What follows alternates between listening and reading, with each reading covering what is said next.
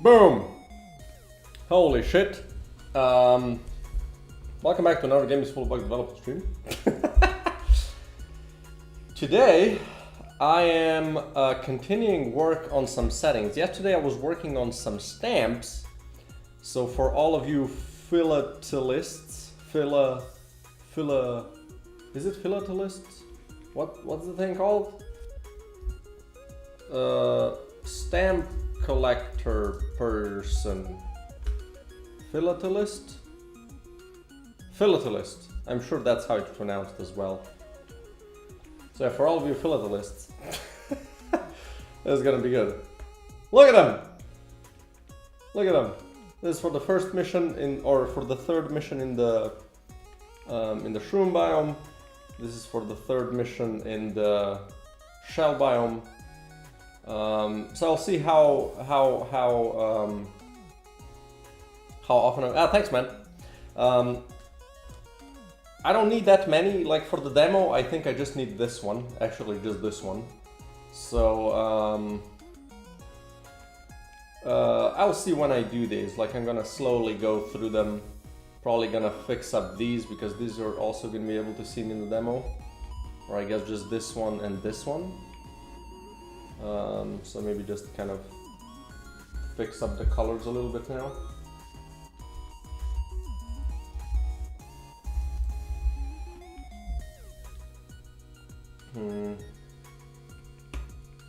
So yeah. Anyway, I was quite enjoying last night doing these.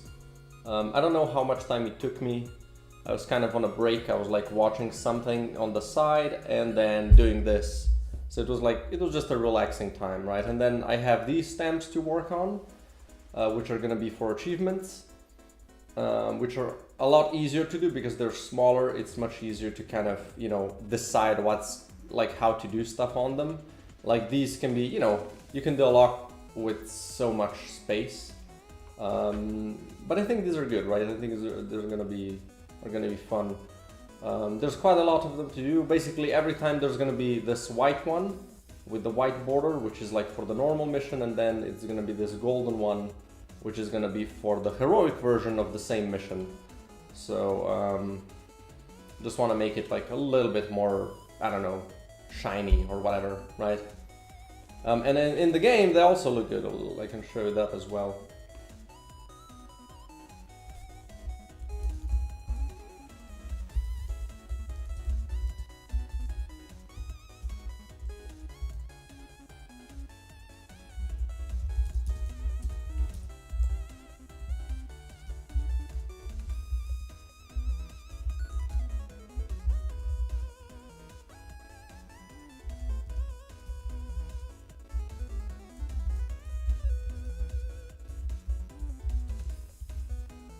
Sorry, just a second.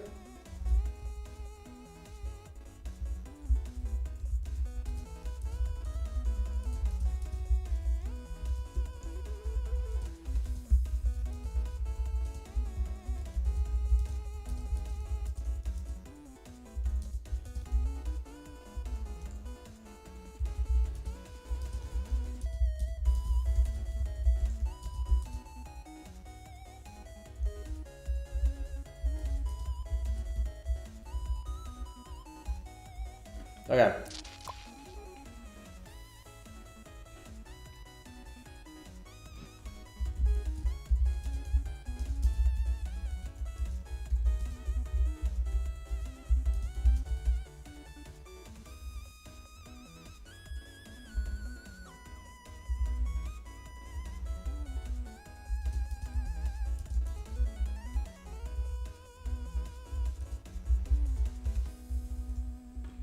Alright, so in the game, look at them. Look, it's so cute. You know, they're gonna be great. I can't wait for these to be, you know, to see some filled up replayability. Yeah, exactly. I can't wait for this to be, to see like a filled up page. Filled out? Filled up? Filled out, right? Anyway. So, that being said, let's do some settings again. I think today I want to tackle... I'm kind of not sure about the cursor stuff, but I can check, I can just Google it real quick if this is something that's super easy to do. Unity, cursor, sensitivity setting, or mouse sensitivity, right?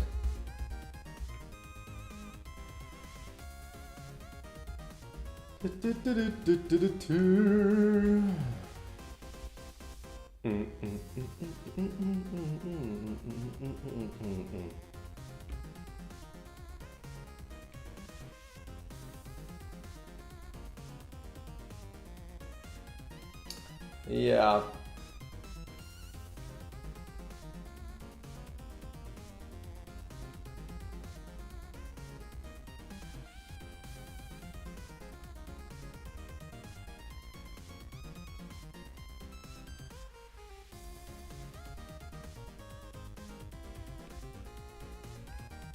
Sensitivity.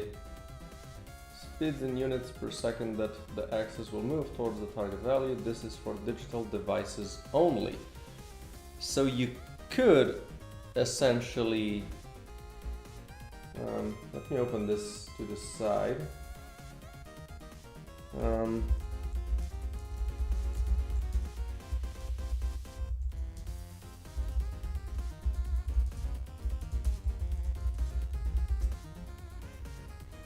Okay, let's see. Not missions manager, we're gonna do pause menu. Boop. Open this baby up. And then, let's see.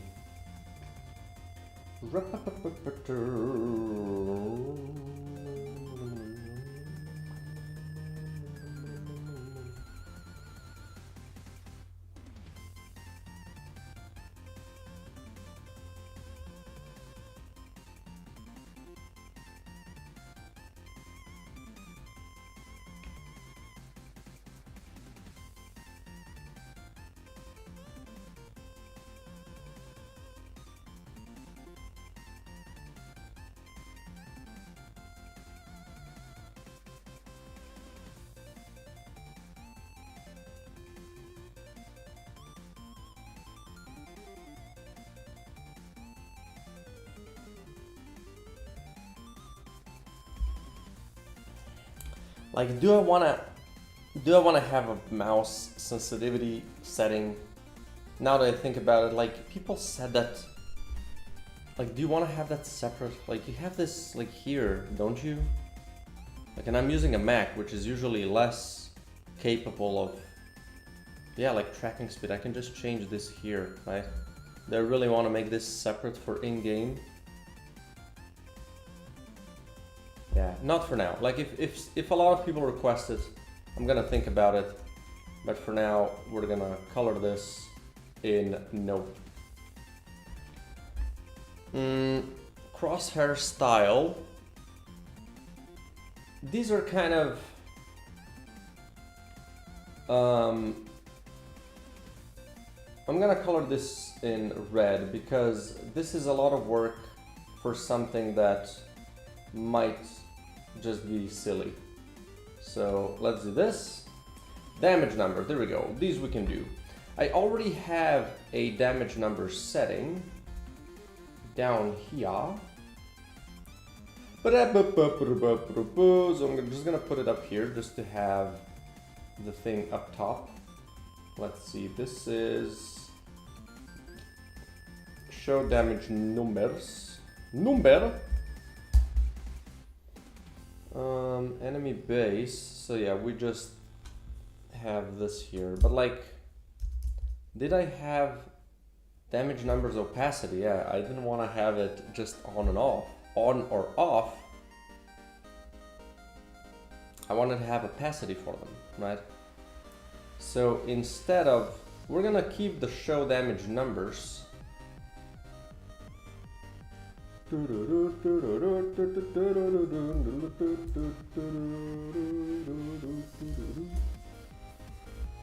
gonna do damage numbers opacity. If it's more than 0, we're gonna get float. And then I'm also gonna, well, since we're gonna initialize this, damage text.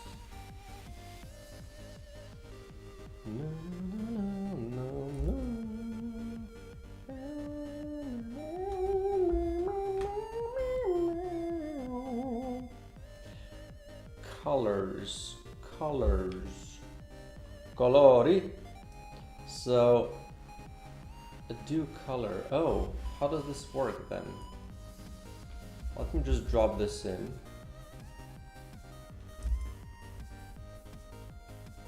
I have a really? I have a do color on this thing.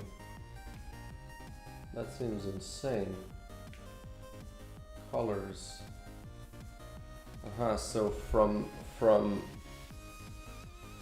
how do you say? Like, so it fades. But why do I need to do a...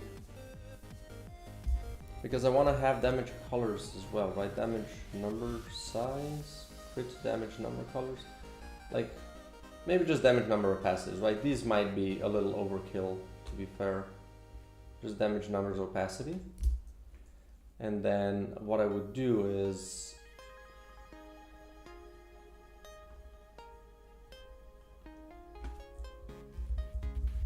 I would do this. Color 1 equals this.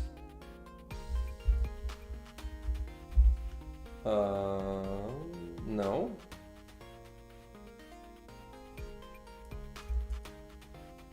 Wait. Unexpected?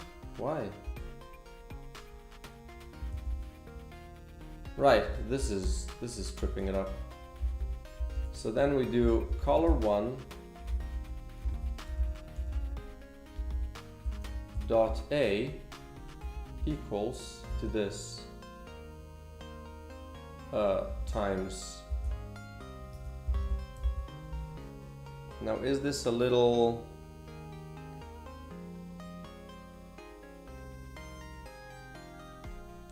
What if I would do just... I would maybe want to have this in the player prefs manager, right? So here I would have like public float damage number opacity, which is going to equal to 1, right? We're going to do show damage numbers, I guess, but I am calling this something else now. Damage numbers opacity. Let's clamp this here. We're going to do this. It's going to equal to 100 by default. Wait, do I just...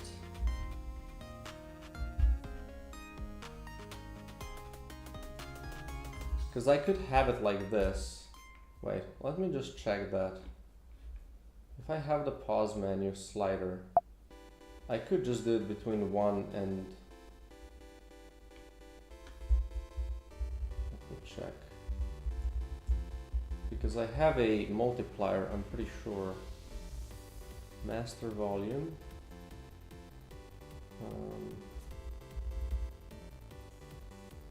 Right, these are all called, so this is player bullet opacity, and this is non-player bullet opacity. There we go, so just have these written down.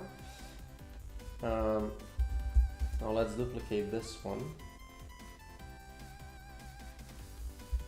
And this is going to be called damage numbers opacity. I'll just do damage numbers.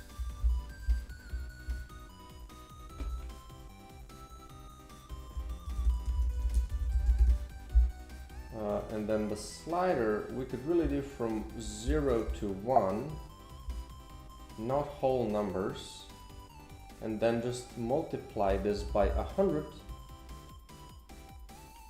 after sign would do percent, right? And max decimals 0, right?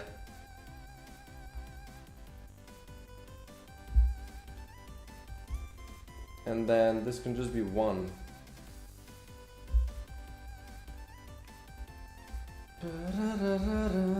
And then we would do public void set damage numbers opacity.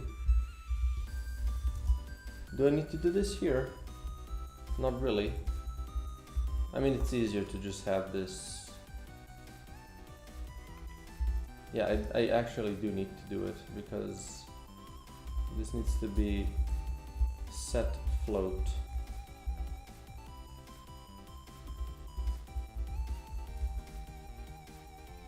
Equals get float, right?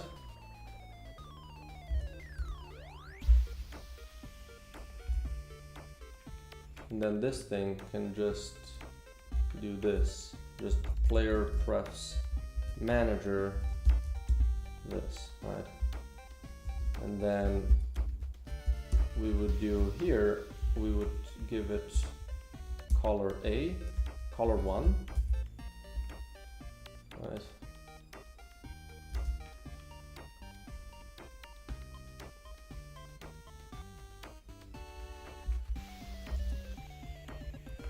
And then here, slider value changed.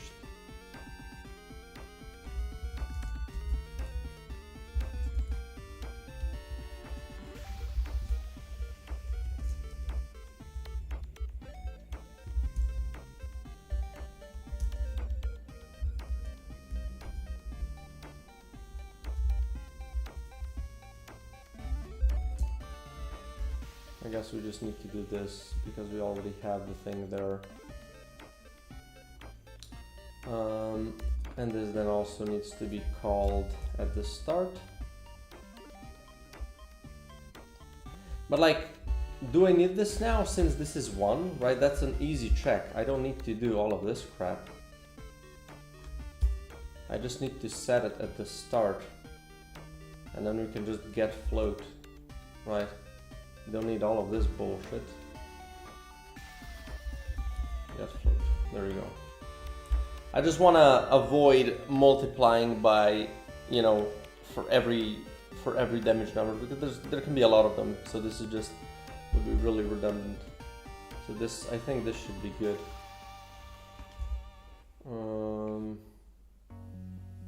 Is that it? We need to add this to the localization. I'm gonna check our settings. Why is this so weird? Yeah. Damage numbers. We're gonna just call this settings. Damage numbers. And then damage numbers opacity. Then let's pull the text in, and then here we're gonna do boom. Oh, the pull didn't, oh, pull failed, okay. So then let's, well then I need to restart Unity for some reason, that helps it.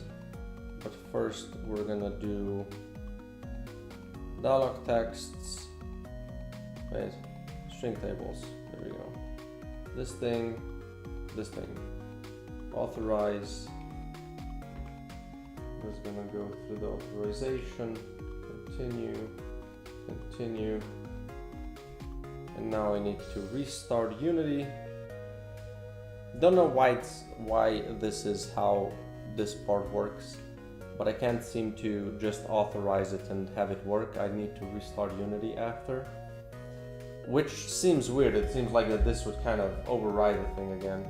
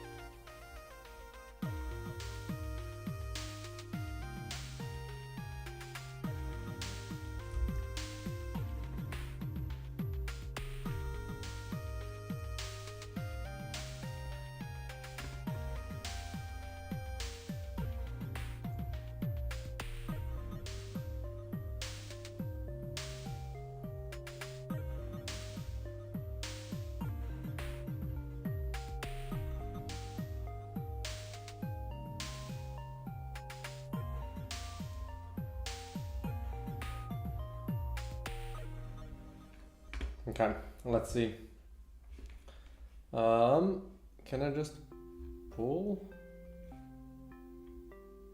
Okay, good. Pull worked.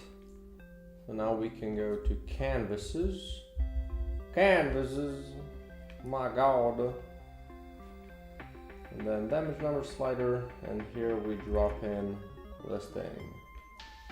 There we go. And this show damage numbers. This one can be deleted. Just let me make sure. Oh.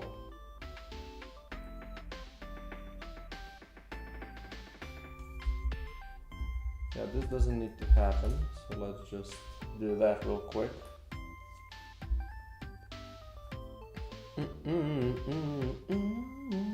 Oh, interesting, because that was under a namespace.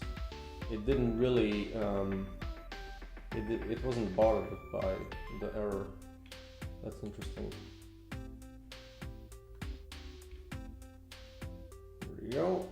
Let's drop this in and check it.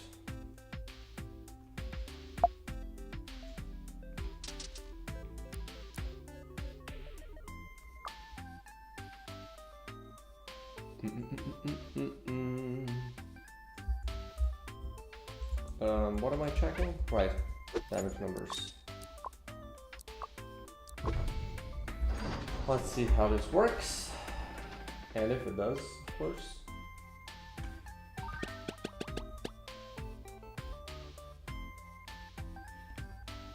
Boom. Ba-ba-booey.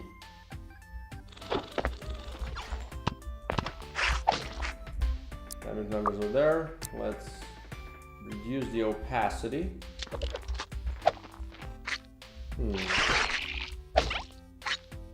Oops. Okay. Made a mistake. Let's try to go to 0 first, just to see if that fixes it. I mean, if that... No, something's not working.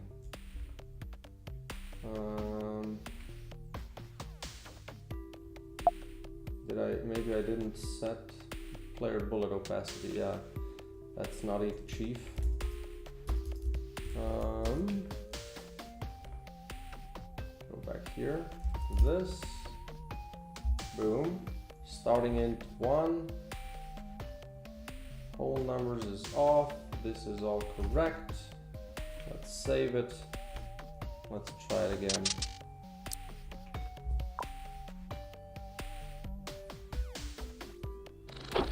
So first, did this get messed up? Yeah, this got messed up. Okay. So damage numbers are here. Let's turn the opacity down. Is this lower? Hard to say. Let's try 0. Well, definitely works on the 0. Wait, why is this so loud? Let's do it like this. Okay. Yeah, definitely no damage numbers here. Let's try to raise the opacity just by a touch. Yeah, this definitely works. Now let's try this with a crit bullet. It's gonna do a shockwave with crit.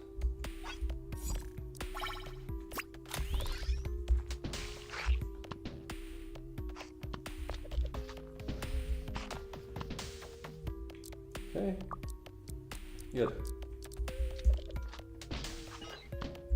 This seems to work great. Okay, done and done. Next, we have these assholes, which are kind of annoying. Again, gamepad dead zone.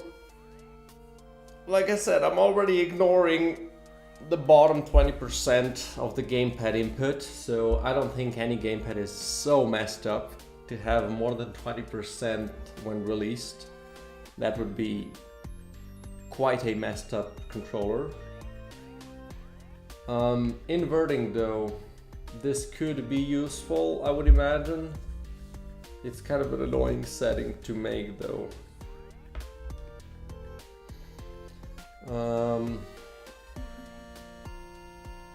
Maybe I want to attempt this first, because this is like a really, it's a harder thing to do, and I kind of want to get it done if I want it in the game as soon as possible.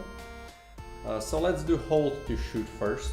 So that should be, well, a relatively easy thing to do, like a little bit more involved than what I was doing right now.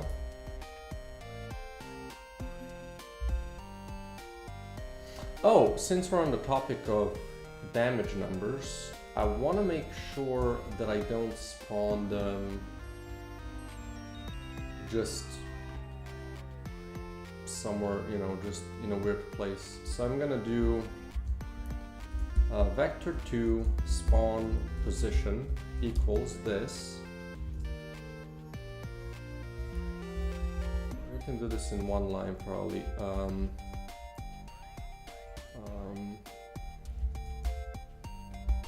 Uses boss health bar. This is going to be the second option. Otherwise, we're going to do this dot transform dot position plus vector 2 up times like 3, and then and then we're going to use the spawn position here, because it's a little weird for the bosses to have their stuff, like to have the damage numbers above the health bar. It just looks weird. They really should be spawned above them. Like for normal enemies it works, but for bosses it's just weird.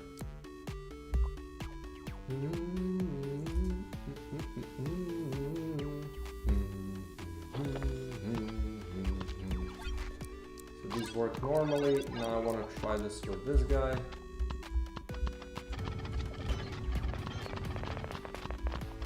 It's maybe even a little bit too high. Let's do 2. Like some bosses are bigger, so I want to keep that in mind. And if this is going to be really weird, then I'm just gonna,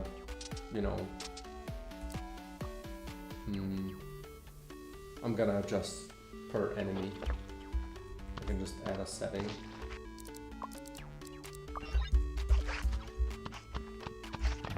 And this seems good. Let's spawn all of these.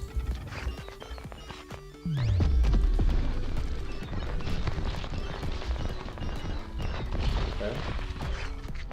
Maybe I should really do this one by one. Let's do this one.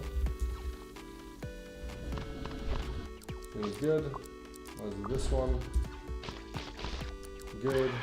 This one. Yeah, a little low, but like still works. Good. And this one.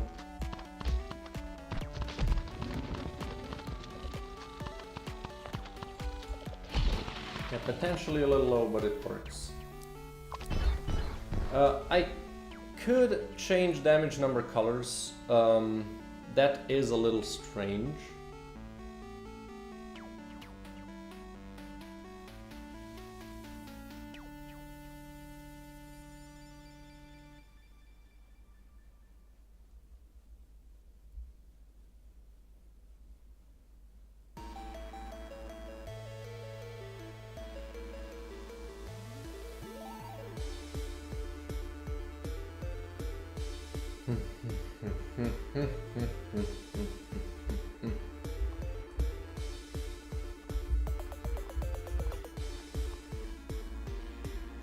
And another thing, shrub web.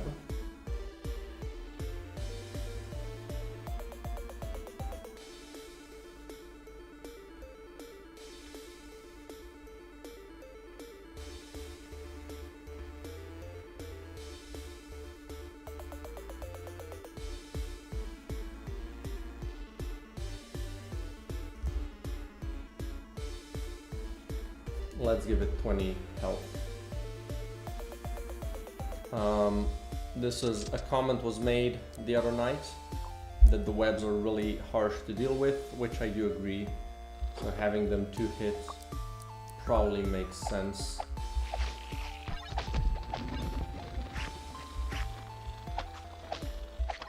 Yeah, that's probably good.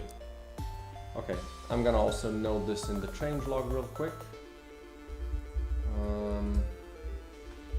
Enemy webs can now be 2-shot instead of 3.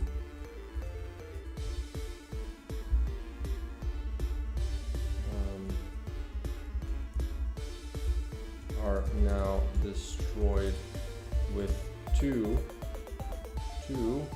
melee attacks instead of 3. There we go. Okay, so yeah, maybe damage numbers is not bad. Like they're a little strange here and there. So for that, I would need my trusty old color slider, color drop down. So you know, thankfully I can use that. Hit flash color drop down. We're gonna use this thing. And we're gonna call this, I guess we're gonna make both of them, right? So we're gonna have, let's just add a setting below. We're gonna add 2 rows. Oh, below here though. So I have things kind of grouped. Settings, damage, number, color. And then we do crit damage number color. Gonna do damage numbers color and crit damage number color. I think that checks out.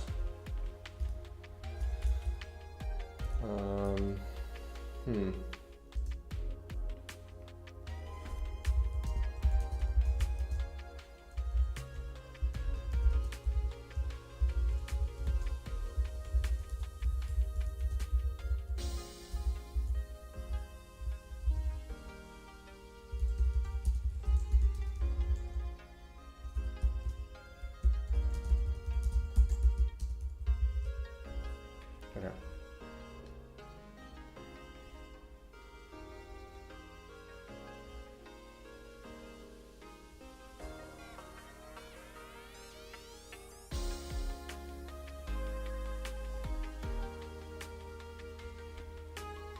I guess it would really be critical damage.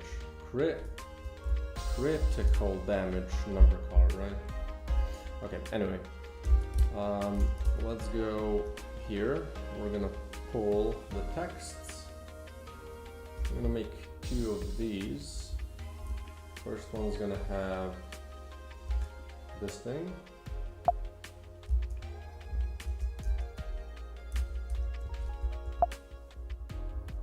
Just making sure that these are added in. The second one is gonna have this thing. So let's do this.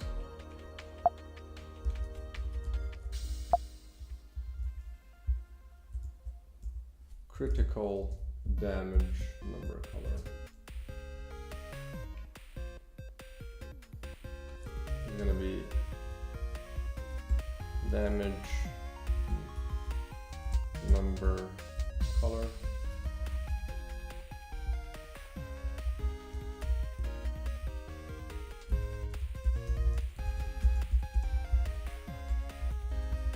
There we go. Now the drop down. I guess these need custom drop downs. So I think I'm gonna make 1 and then just kind of have a bool to determine if this is a crit or a regular one, right? Because it's kind of the same thing. So, oh, is it here? Yeah, hit flash. So let's duplicate this one. This is gonna be damage number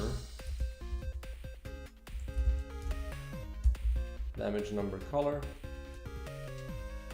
We're gonna change this Now, where do I keep these colors though?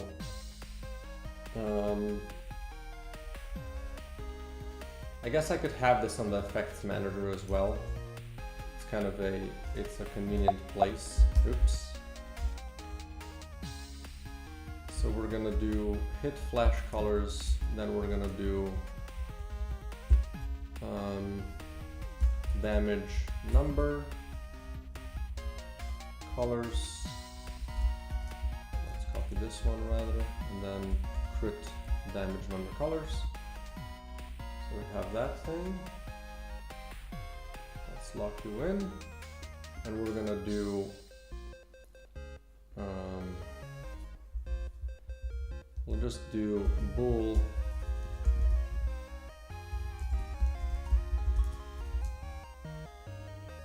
for crits equals false, right? So then here we're gonna do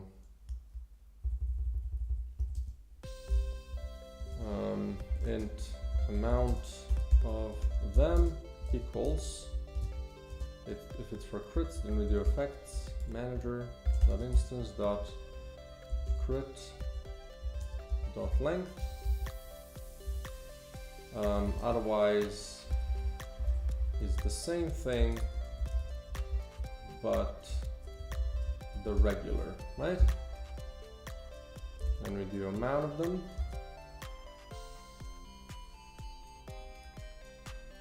We have, I guess, this again.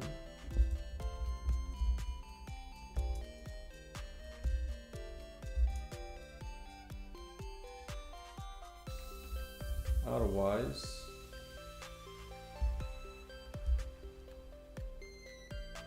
is that not how we do? Oh, right.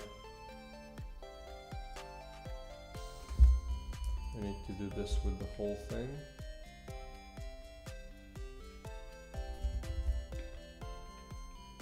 And here we would do crit damage colors.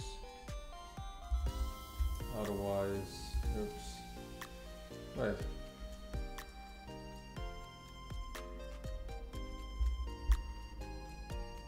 Why?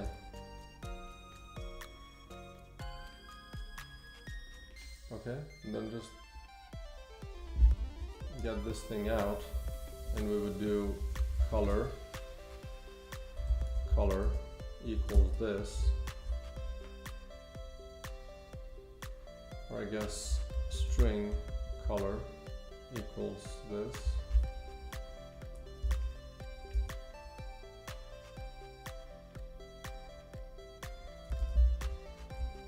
Color hex equals this, right?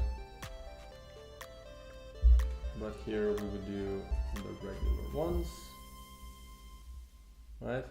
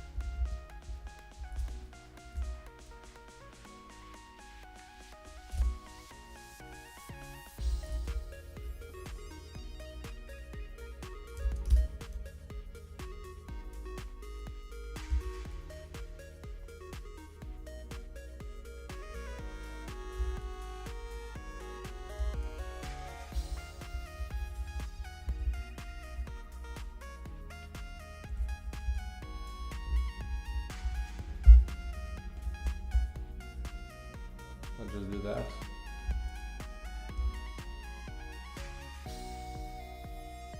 I'm going to do pref string here.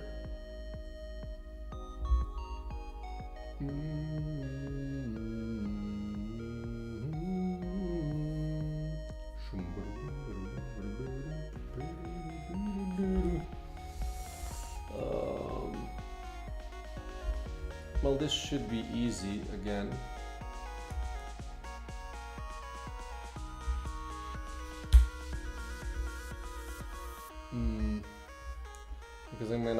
to set them here anyway, right?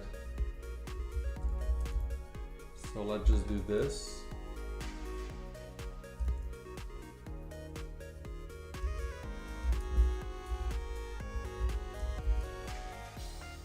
So the regular ones, I'm thinking they're gonna have the same list of damage numbers, but the regular one is gonna start at 0, and that one is gonna start at 1.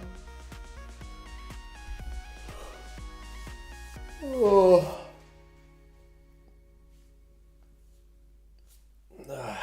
Right? So then this already changes the thing, and this one would just... Well, here we would not take 0 or 2, we would... Well, let's copy this. We would take Effects Manager, instance, dot damage, crit damage colors on the location of player prefs dot get int,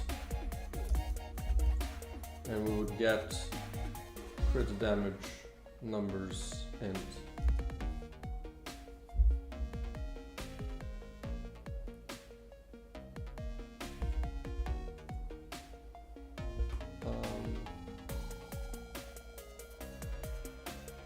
Cannot convert. Right.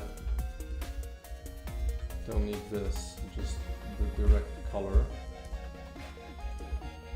And then here we would just do the regulars.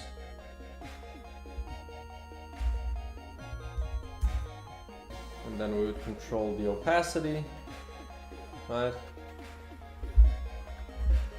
And then we would do color 2 equals color 1, and color 2 dot A equals 0, right?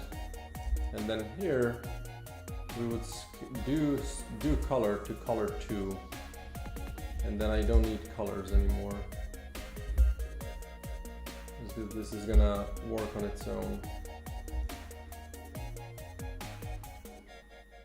I think, is this it? This might be it. I just need to set the colors now.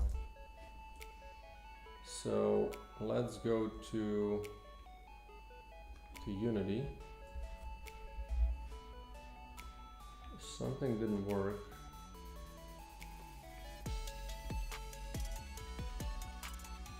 What do you mean? Didn't I change the name of it?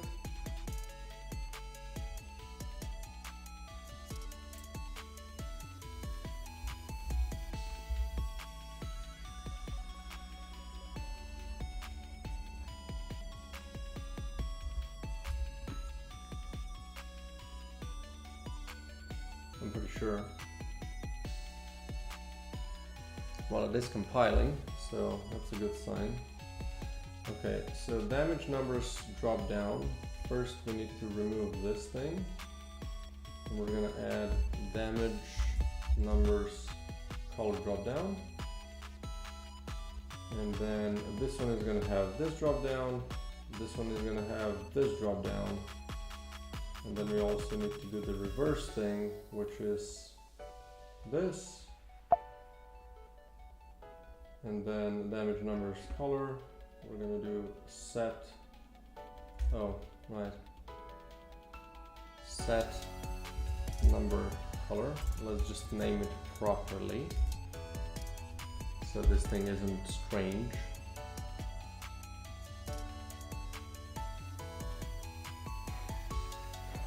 Okay, so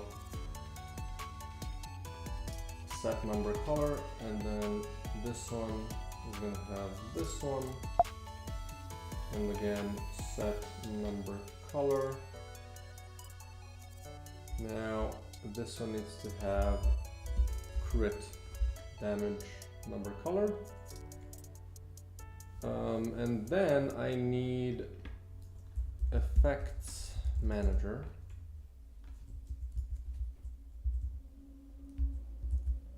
Right, need to get out of this thing.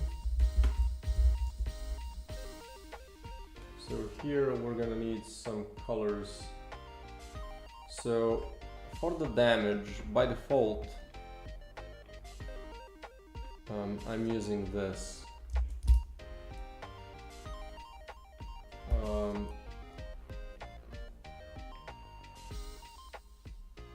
So let's do that. And then the second one, I'm using this one. Right, this is for the crits. Now I can add the rest, so I can definitely add this more punchy one. You can add the purple, I like the pink, you can add the blue. Right.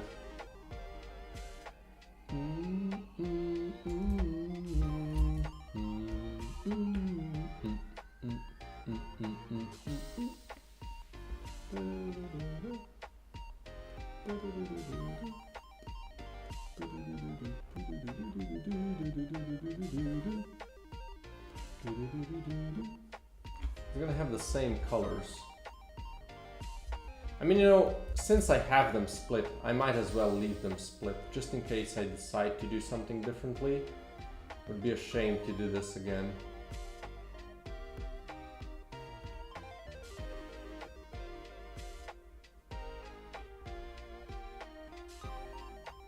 Oh, I definitely need the white color as well. Right, that might be the first.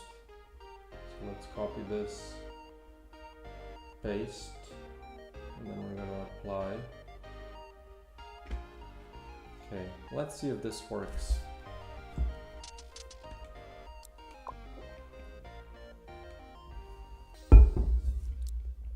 They should be set to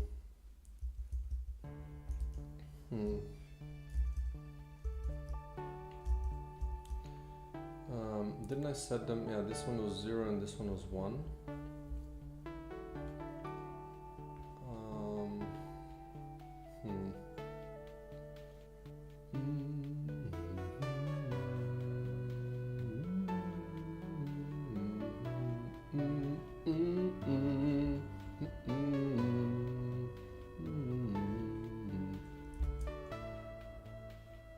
We're gonna do this.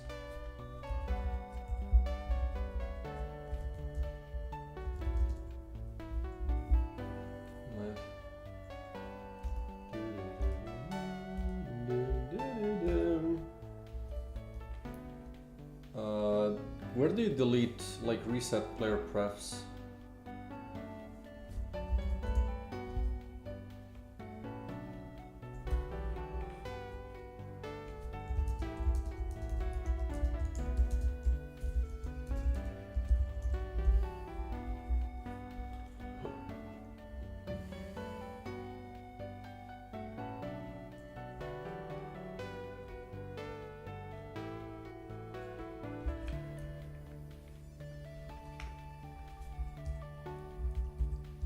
Let's just do this real quick. Just delete all the player prefs. I would imagine you can do that in the editor.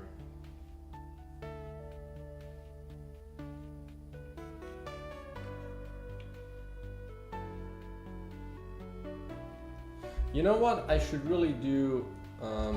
Let's do that, and then player prefs manager. I'm gonna do context menu, avoid, delete player prefs, right? Context menu, delete player prefs. We're gonna also check if this works.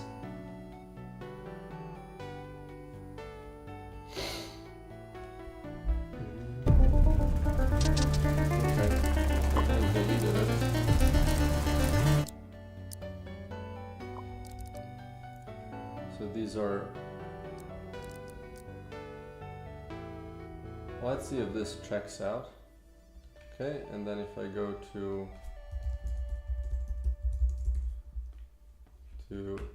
player prefs manager, delete player prefs.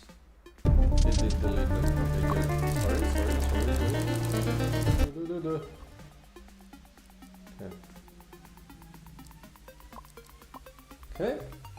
That's good, that's good, that's good. Open the pause menu up. Why did this close the whole thing again? Why you do this to me? Why I have to do this 20 billion times? Damage number, we need to add these to the pause menu. So this one and this one.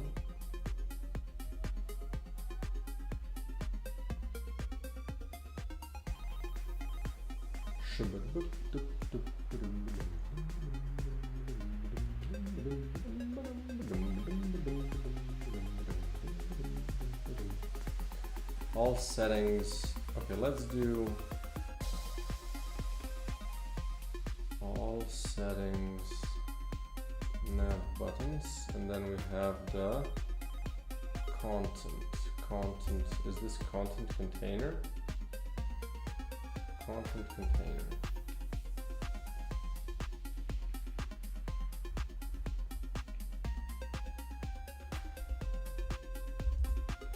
We would do this equals get content container dot get components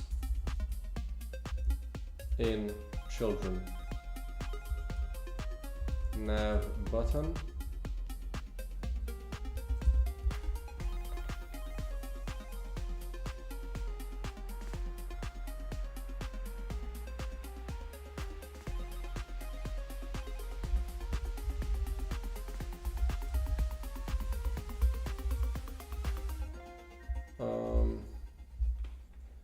How do you unity array to list?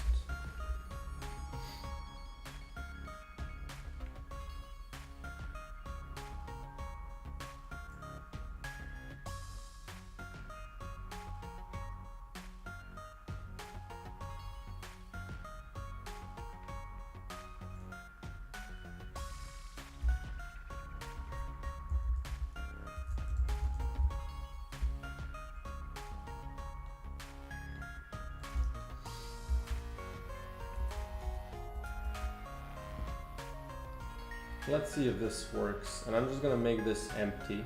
So this is 70 items, and I have added all of them, right?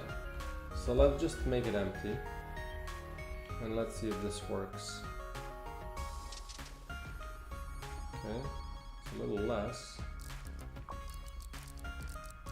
That's probably good, like I might have some stuff that is disabled in there. So that's good, okay.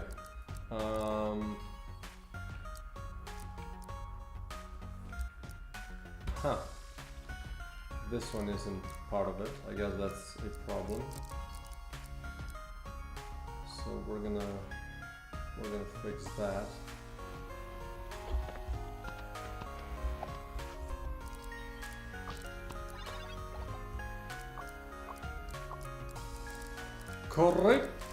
Correct damage. Okay. Need to have a. I really need to add to DevTools something that finishes the room.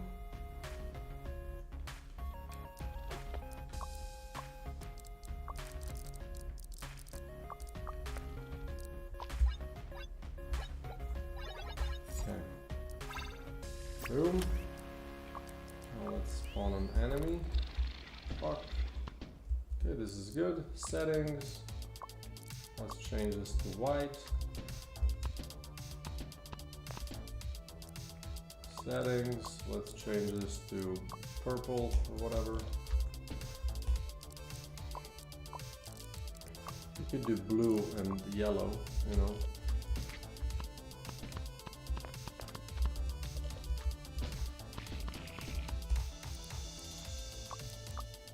What I'm questioning is though, like, would this be better, you know?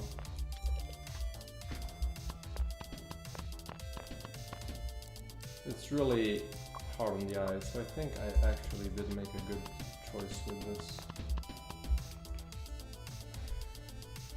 There we go. Let's just check if the thing saves though.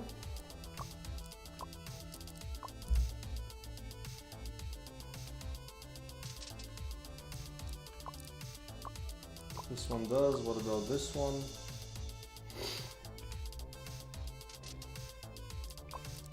It also does. Okay, good. Good. So this is done. Kind of happy about having that one in. Now, in the pause menu, do I have the exit button anywhere?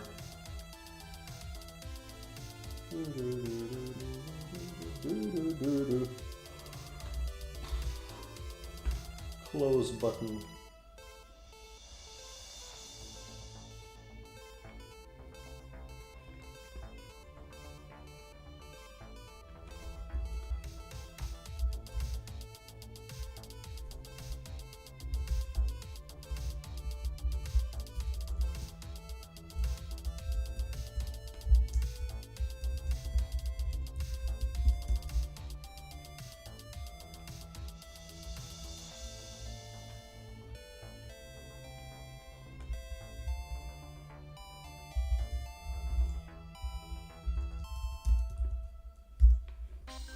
There we go.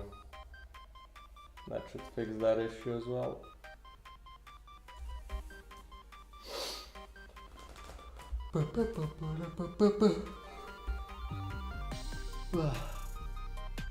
Boom. I'll check if that works, and then we can move on to the next thing. Yep. Perfect.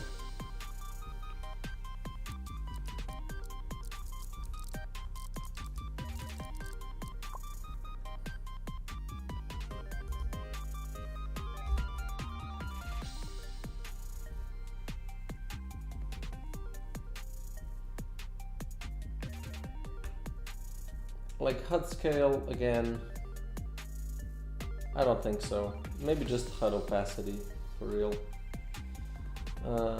Hold to shoot, right. Hold to shoot. Ah.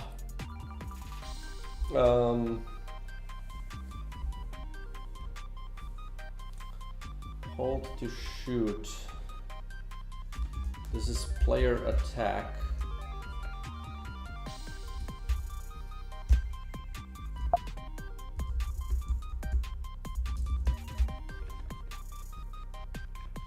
And shooting.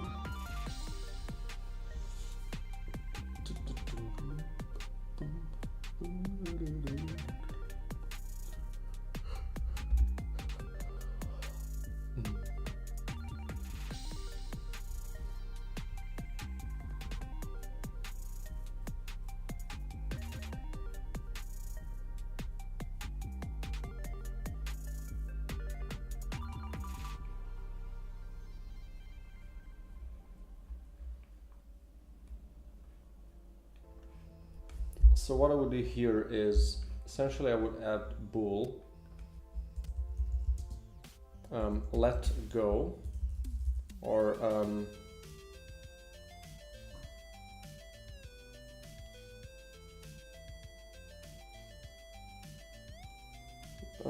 need to let go equals false.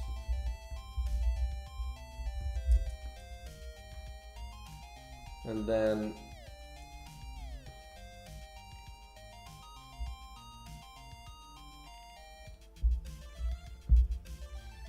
then here we would also do, if this is true, if need to let go needs to be false actually. And I guess we would do the same for melee.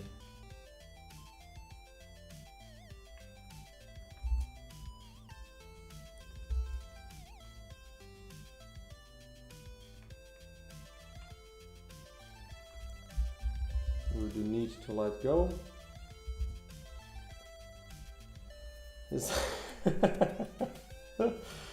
Yeah. Goddamn. So here I would just do like player prefs dot get int. How do you word this?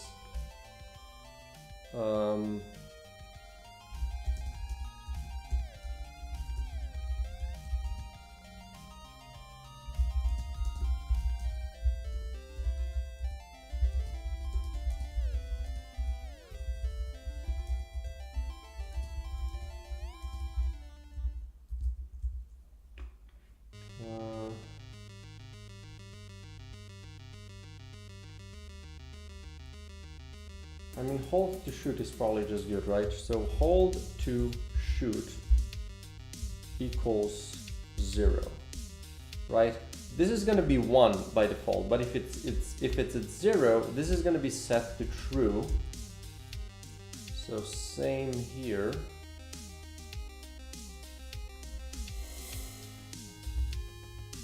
Right? And then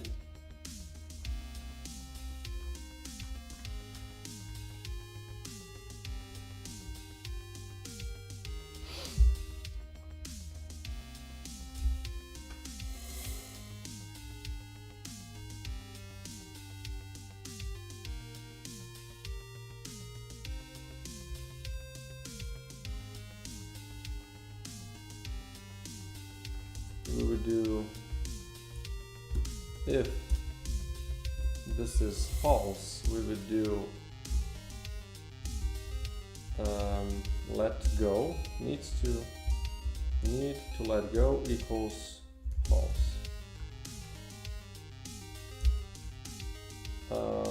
That might be all I need to do. Then I just need to set this thing. Well, should I set a default here? No, because I'm gonna be setting it before it ever gets to this point. So player prefs manager, we're gonna do this thing.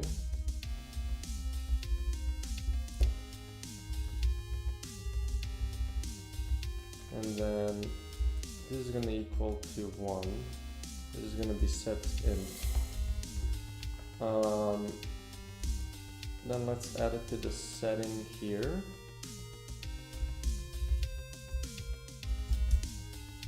Hold to shoot. And that's exactly what it's going to be called. Hold to shoot. Then we can make, well, first we can pull the settings table. But I think this might just work. Like, I know, like, sometimes you get such a high fire rate and you might want to have the control over this. So let's do, let's open a pause menu.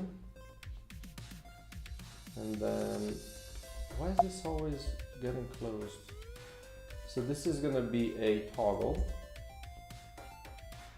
I'm going to pull it up to the top.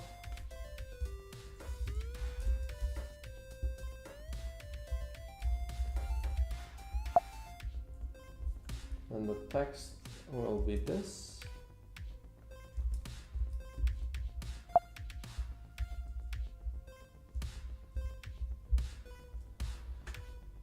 There we go. Toggle. Hold to shoot. Starting int is going to be 1. And I think that's it. And since I have that thing now ready, I don't need to add this to the actual pause menu list, so it should just work. So this is true by default. Let's see if it works. So I can hold to shoot, I can hold to melee attack. Can I? Okay, hold to shoot, okay. Now let's turn this off. And I can still hold to shoot, and I can still hold to melee attack. Huh. Well, this is the trying to right. Oh, setting hold to shoot? I didn't, that's not what I wrote. Did it not save the right one? I'm pretty sure I deleted the... I mean, it's here. Maybe I pressed escape. Maybe that's why it didn't work. Okay. Oops. Okay. Oh right, I need to disable pause menu opening on focus if you're in this scene. So this works. This works. Now if I go to close it or to turn it off, I can still do it. Huh. Hold to shoot. Player. Oh, you know, it would be good if I actually save the player attack script. That might help it.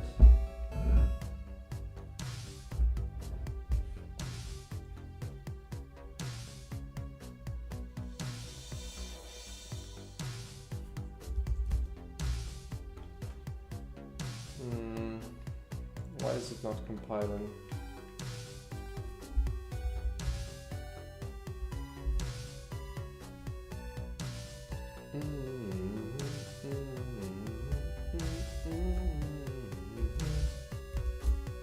I'll just delete some unneeded stuff just so it recompiles for sure.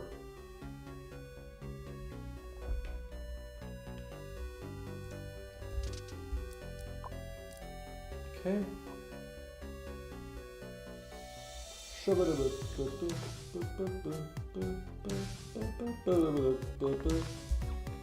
Okay, let's see. Can do this, can do this. If I open settings.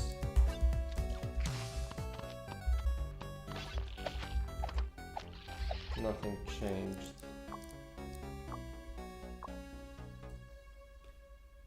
That's strange. Wait, what did I... If this equals to 0, so this should be set to true, no?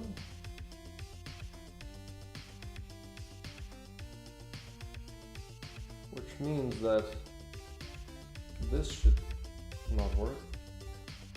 Okay, what if I... Let's move this here. And we're also going to move this here.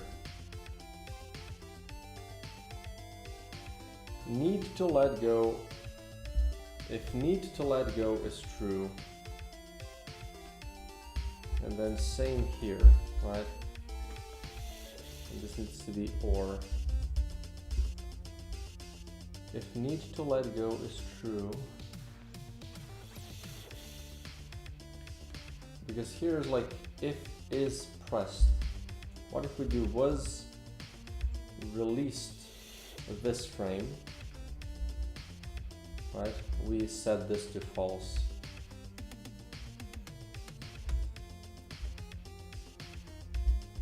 What about now? Also, we're gonna expose this so I can see if it's actually being set.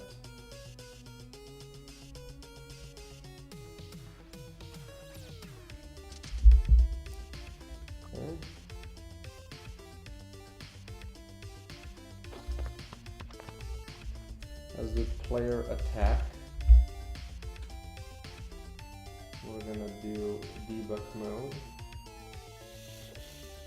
Need to let go is currently always false.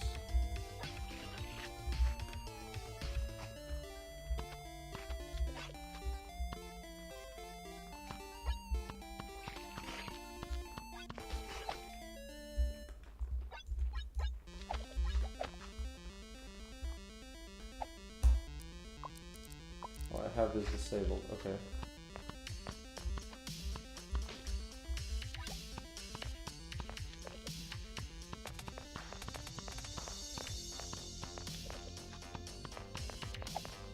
Okay, something is happening.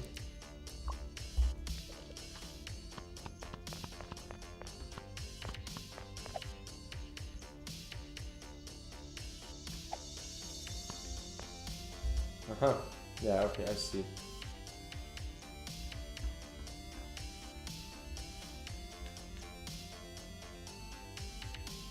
So first off, this is not in the right place because shooting isn't called all the time. Although it is called here. Huh. Really?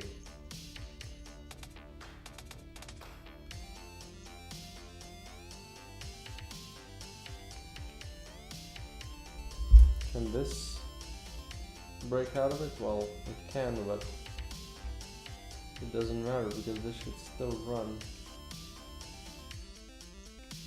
If it was released at this frame, need to let go equals false.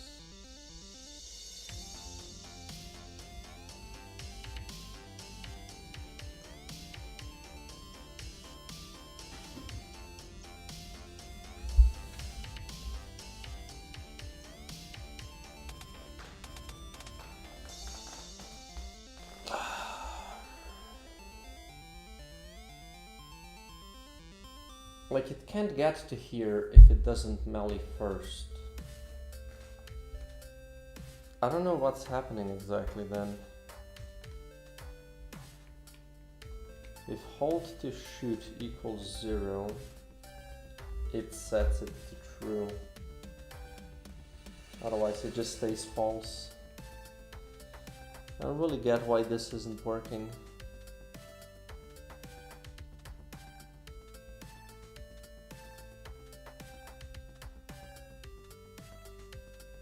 Oh, why is this here?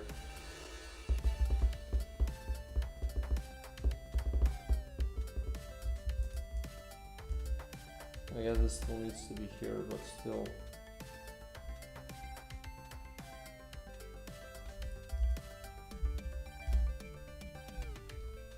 It needs to be set here as well. I just don't know why this isn't being set to false.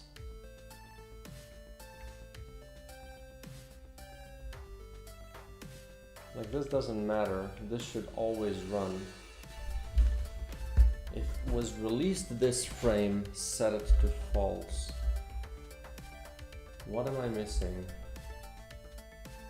Well, I fixed some stuff, so it should be at least consistent on both shooting and melee attack. But other than that, I don't see what exactly is happening. Let's leave this on. Player attack. Player attack. Needs to let go is false, which allows me to hold to shoot and to melee. Okay, now let's turn this off.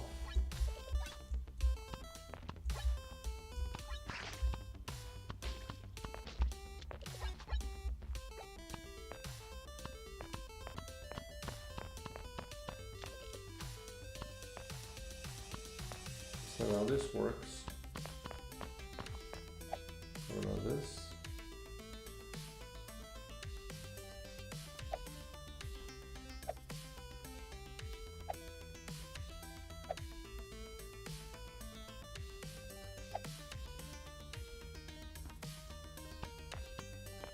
Oh, I see.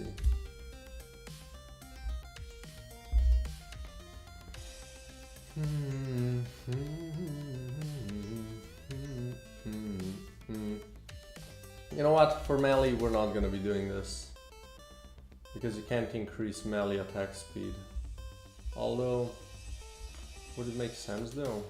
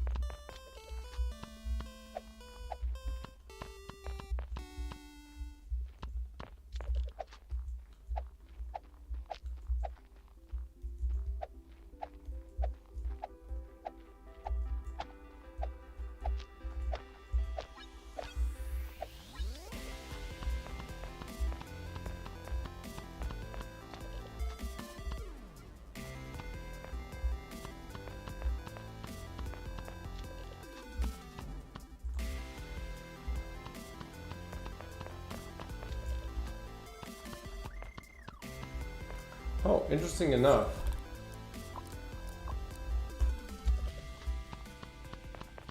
You do move faster if you shoot like this. Is that like a skill thing? Right?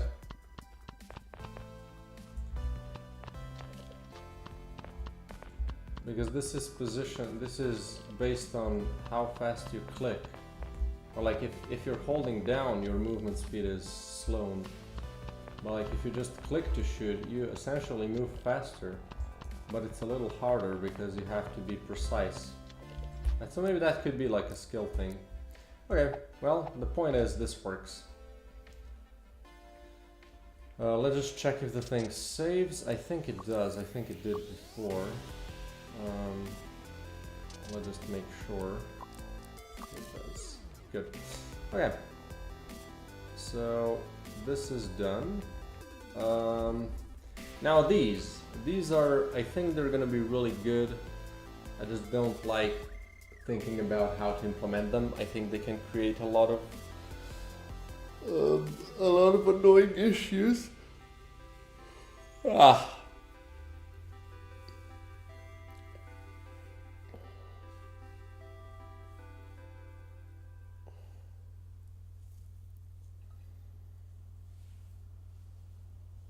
Essentially, it would always need to also select the cancel button first. So if you're spamming, you don't accidentally click it, right? Confirm before selecting an item.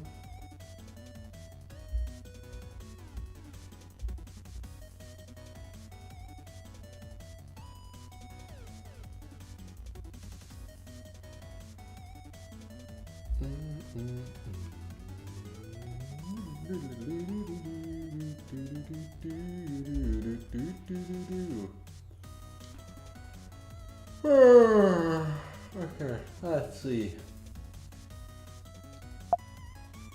Close you off. And then we're gonna go to the main scene. So where would this fit?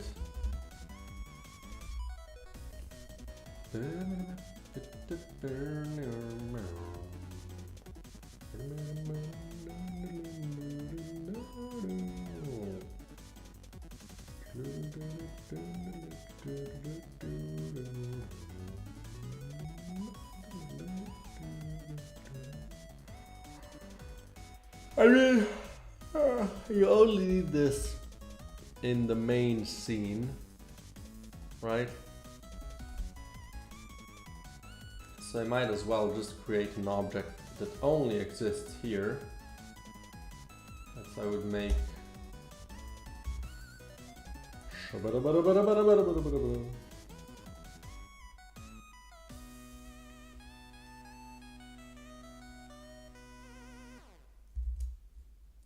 Let's create an end screen copy.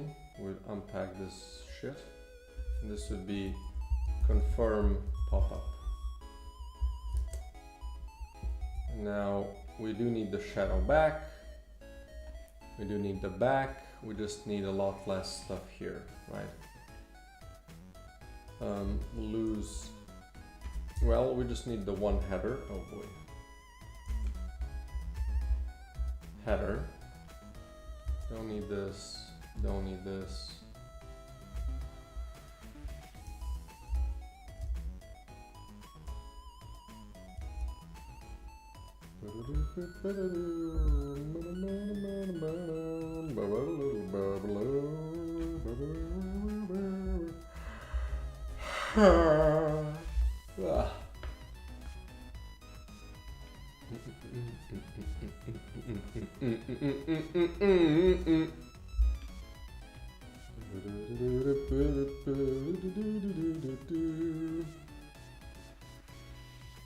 And this would then just say like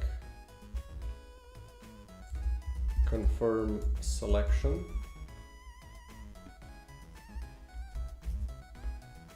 and then confirm and cancel, you know.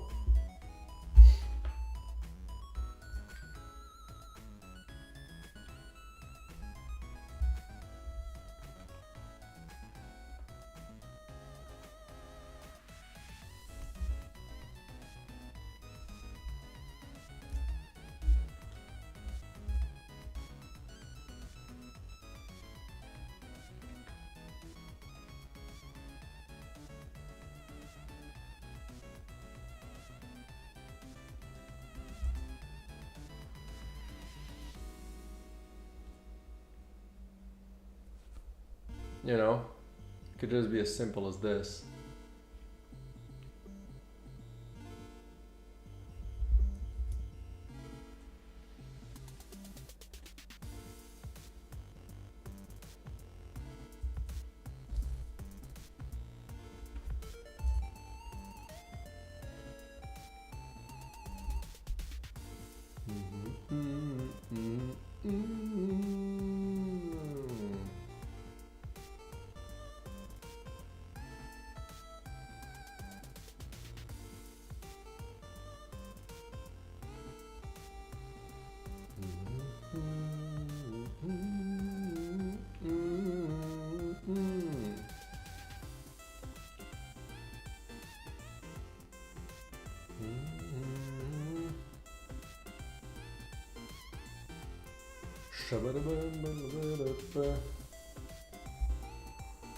Now, what if you would have like Twitch integration where people would select an item and then it would have to confirm, it would have to be skipped?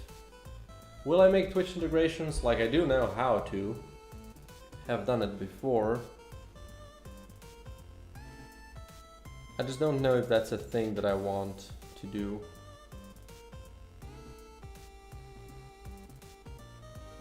Like it was a lot of work for NecroBouncer, and it wasn't like it was rarely used. Now granted, you know, the game wasn't much successful, so not a lot of streamers played it.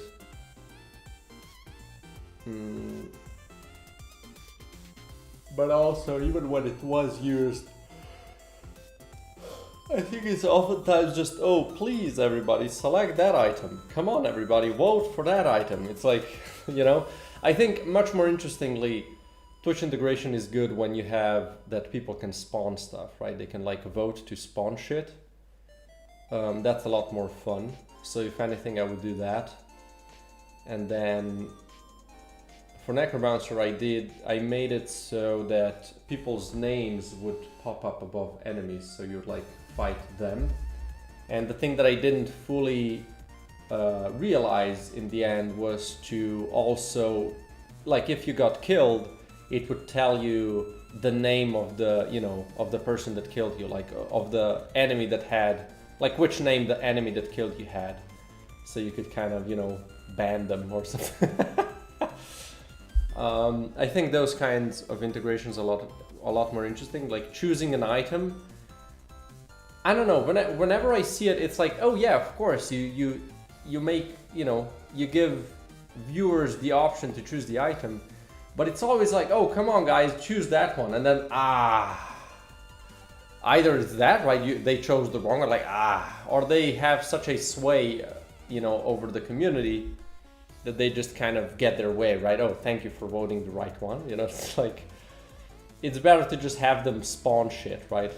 And then they can ask for help, right? Guys, I need help, and then they can spawn on something good, or they can be assholes and then spawn a mini boss in your ass. I think that's cool. So if anything, I'm gonna do that. So yeah, for now, this should be just somewhat straightforward. I don't know, we'll see.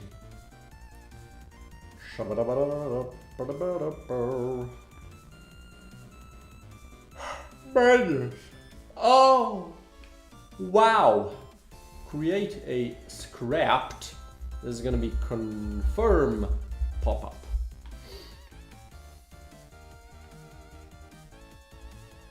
Now he needs to compile that shit, of course. It's interesting how it has to recompile everything when creating a new script. Like again, I'm sure there's a reason for it, obviously. It just feels weird when it happens. It's like, what are we doing? Okay, so confirm pop-up. Well, it needs to be added to the... Oops. We're gonna have a public void open pop-up menu, and then we're gonna need a callback. How do you do, is it action?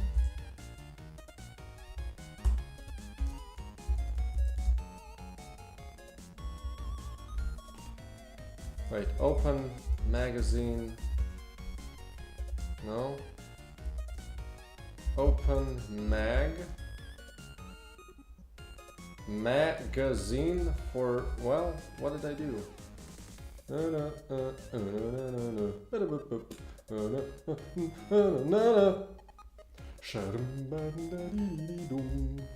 So this is a callback. Delegate. A delegate. Oh my god. Look at it. This is gonna be a confirm pop-up callback.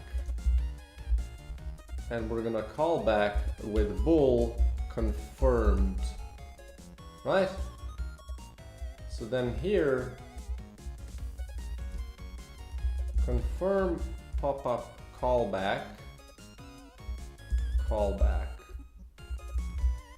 Right? And then confirm callback my or current callback equal to callback.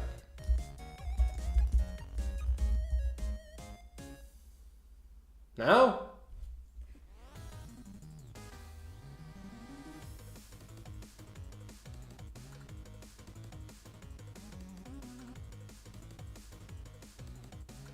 What do you mean? What is this? Oh, boom. So we do this, and then we do, well, we just open the thing, right? So I guess I'm gonna need a serialized field private rect transform container, right? And we're gonna have serialized field private nav button list my nav buttons button. You don't like lists?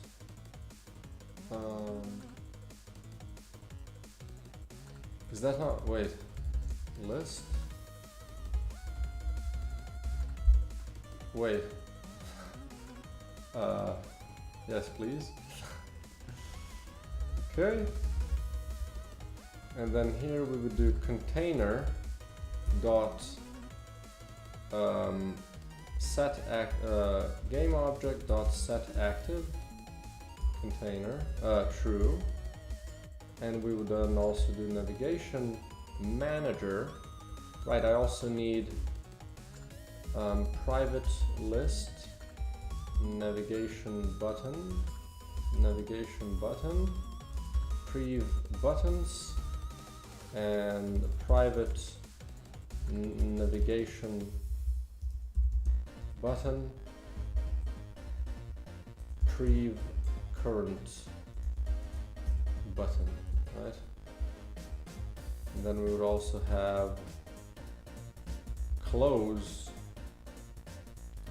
or like confirm public void confirm. I'm kind of all over the place. Public void cancel. We don't need these, it seems. Then we're gonna do prev buttons equals navigation manager dot instance dot current all current buttons, and prev current button equals navigation manager dot current selected button. And then we're also going to do navigation manager dot instance dot set current navigation with my nav buttons. And then we need to be sure to select the cancel one first. And then if we confirm, we do current callback dot is it invoke true, right? And here we would do false, and then we would do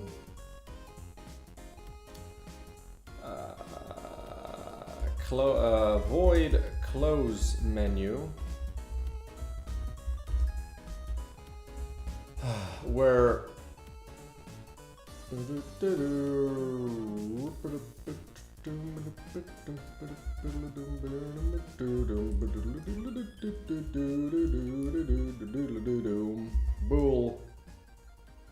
confirm. Let's just do that actually. Right, we're gonna do confirm, and then we're just gonna call close menu true and close menu false, so that I can also have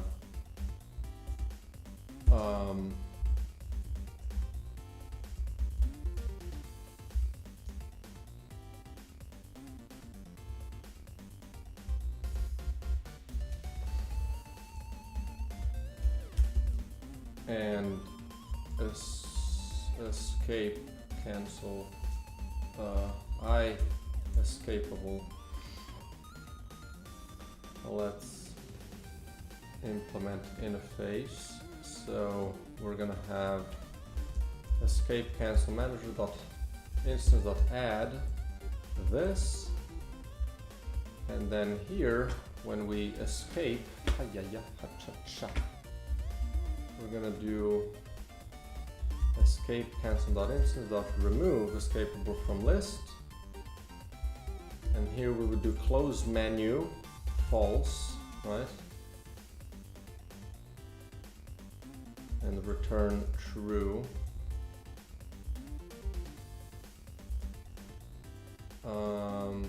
And then navigation manager dot instance dot set current navigation, and we would prev buttons and prev current button.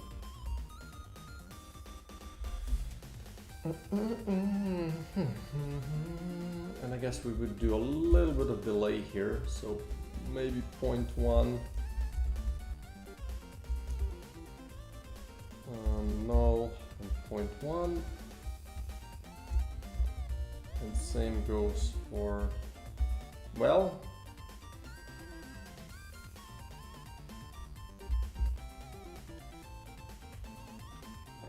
I guess no, we don't want to have any delay here.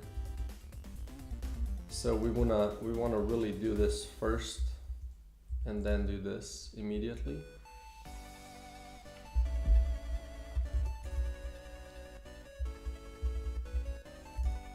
Right.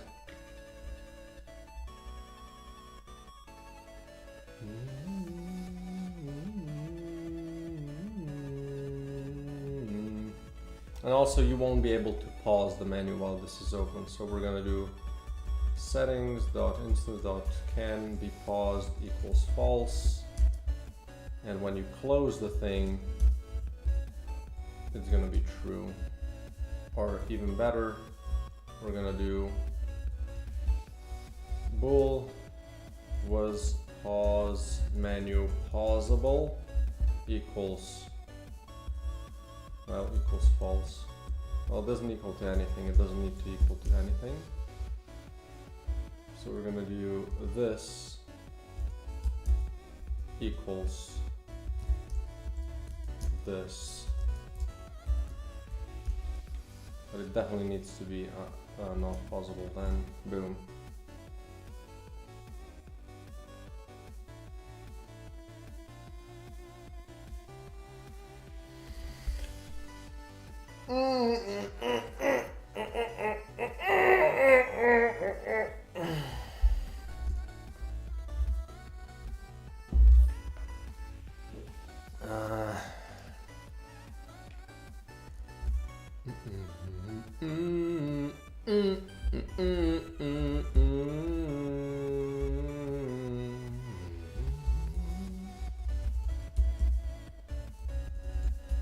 Let's also make sure that this is impossible. Okay, so we have this.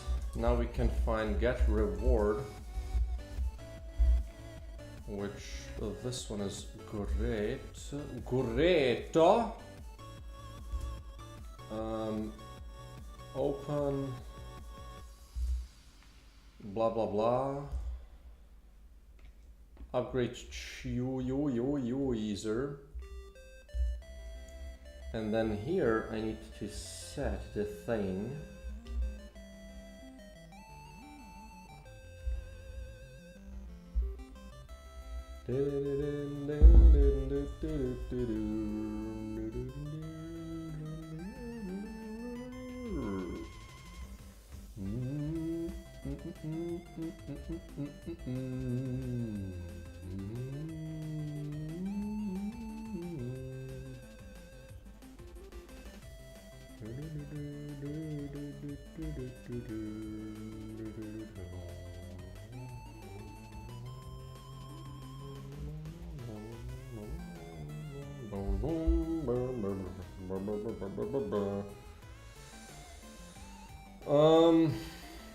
What is the option?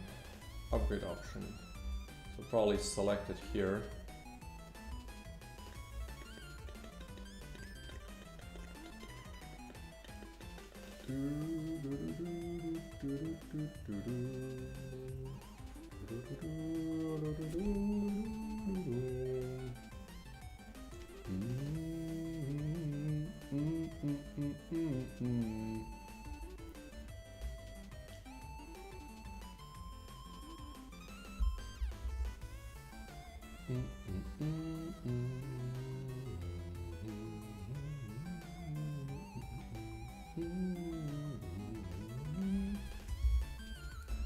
So then we do, well,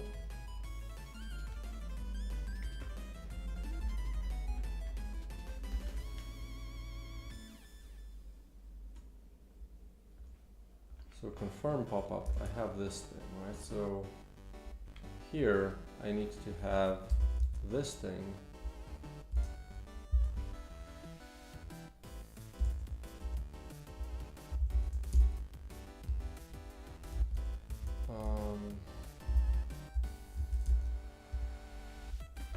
Okay, how does this work?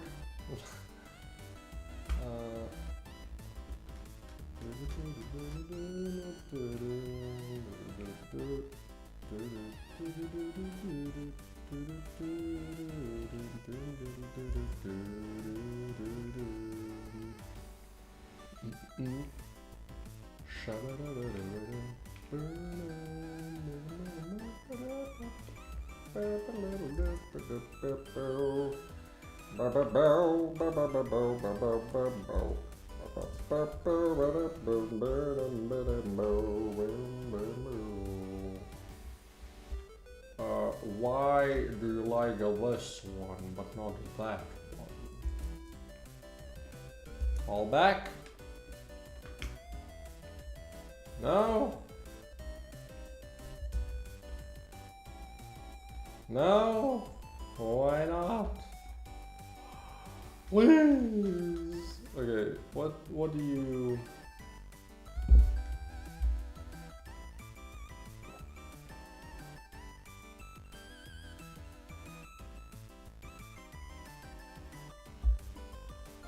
Really? That's not how I needed to do it here.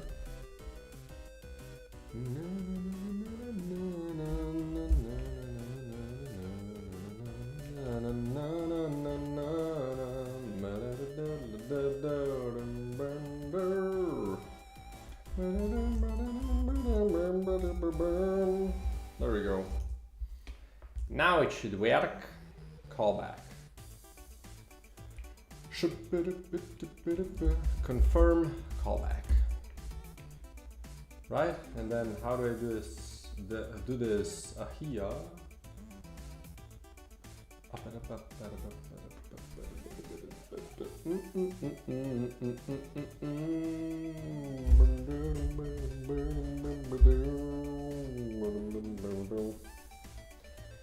Give module amplifier.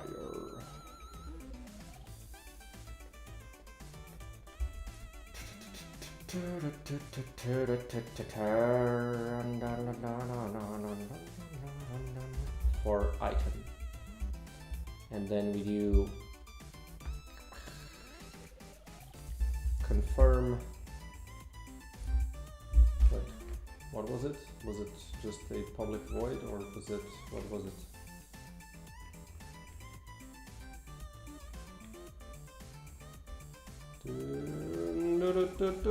So it can be whatever. Oh.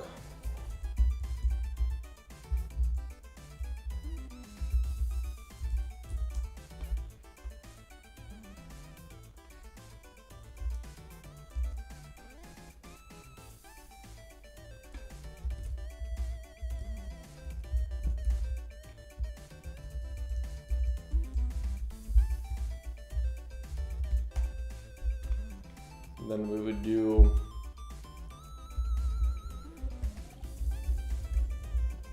confirmed, right?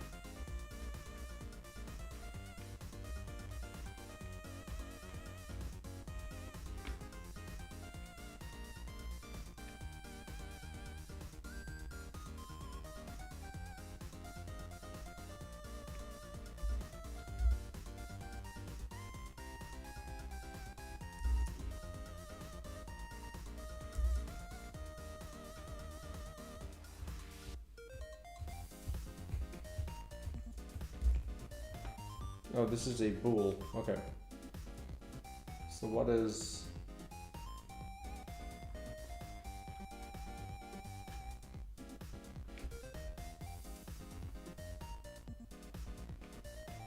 What is this one? It's also a bool.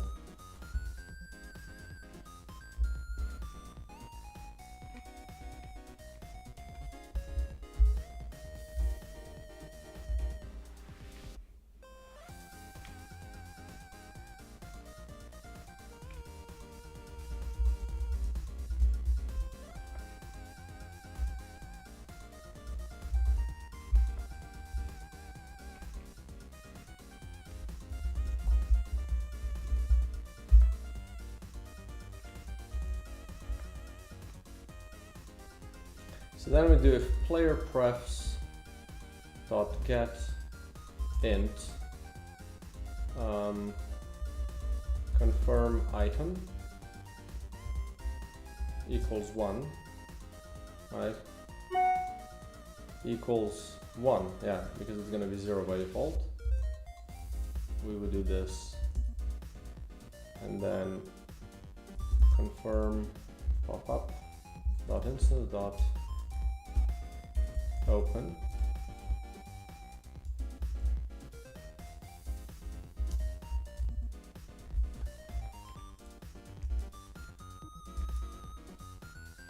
And then we would return here.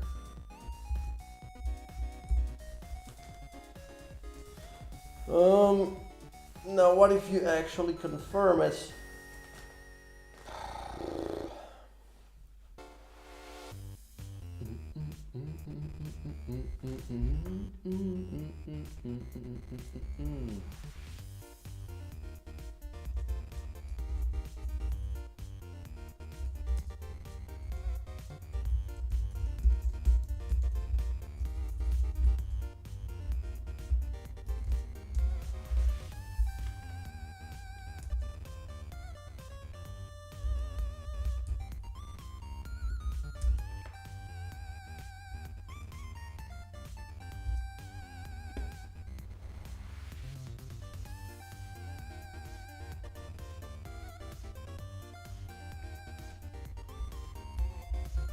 Okay, go back.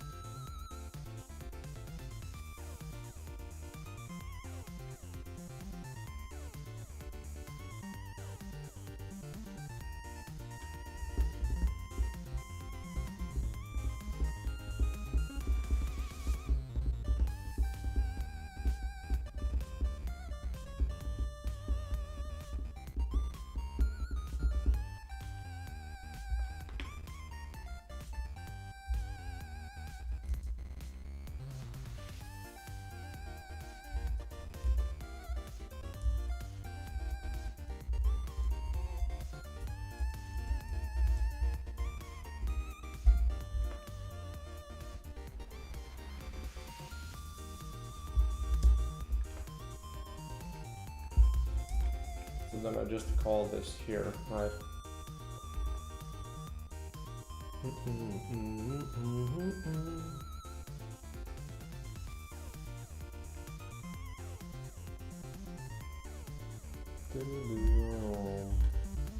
And this is only like a viable after an item, so I might as well put this here.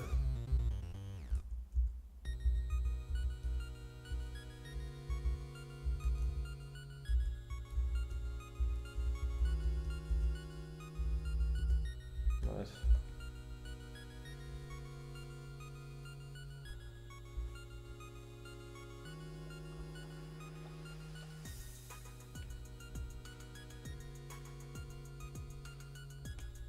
Well, if confirmed, we do this,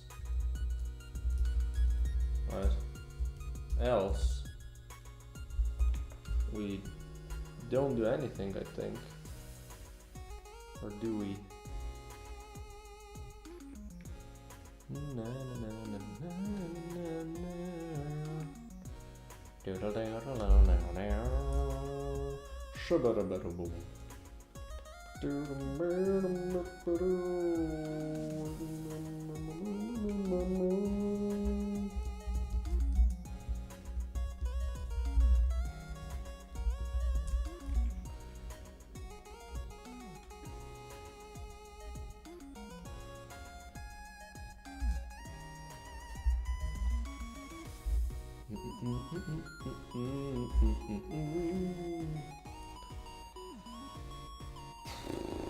Okay, I'm wondering if this works.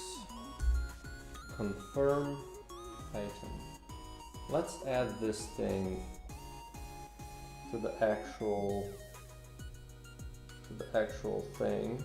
Well, I need to set this thing up as well. Do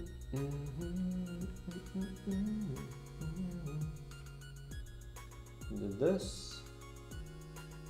Then my nav buttons is this and this. And then these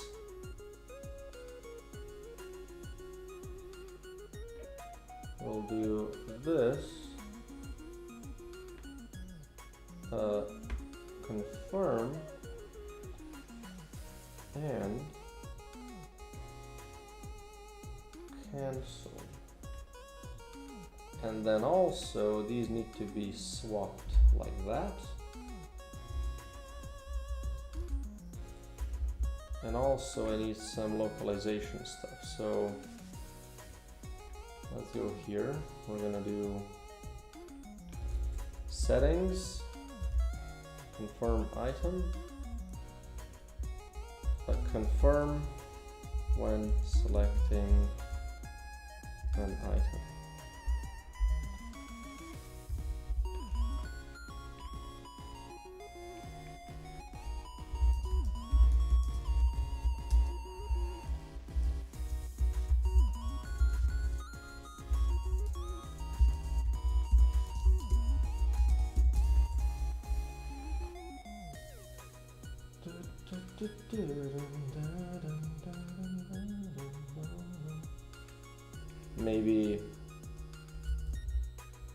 Maybe confirm item selection,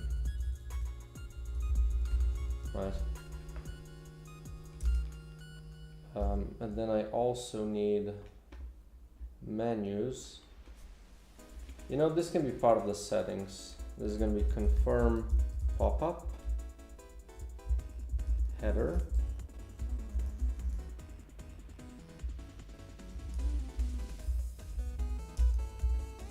confirm, cancel.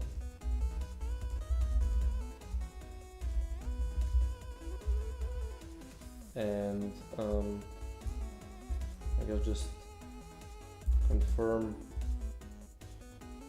selection.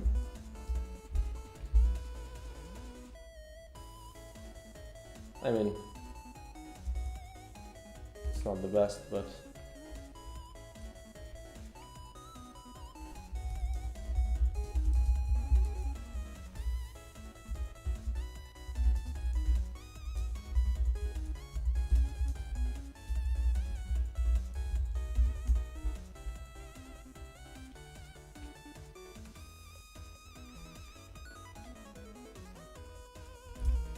Maybe not with an actual question mark.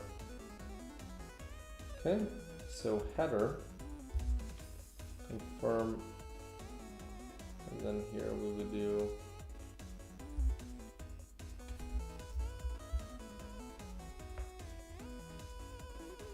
confirm and cancel.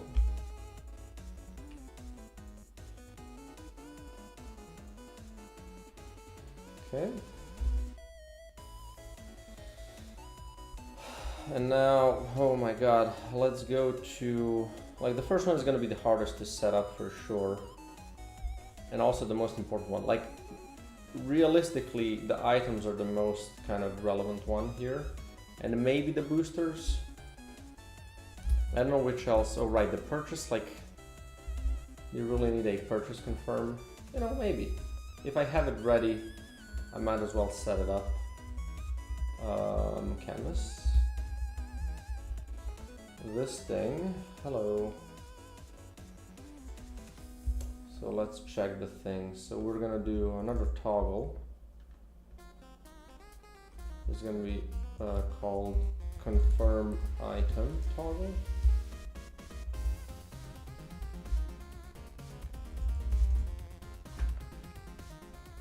Confirm item.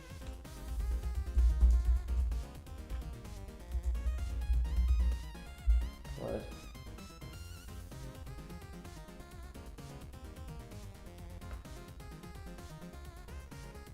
And then the toggle needs to be, what did I call it?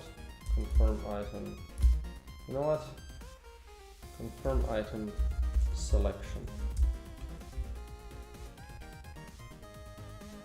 And this doesn't need to be set anywhere else.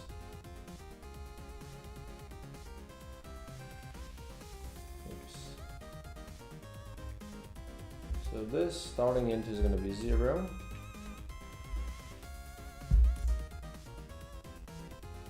And here we're gonna, like, if it doesn't exist, just set it to 0 by default.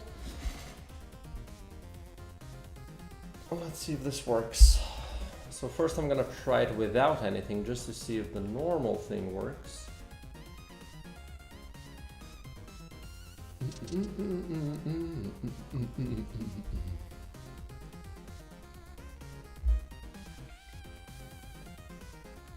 Hopefully nothing broke.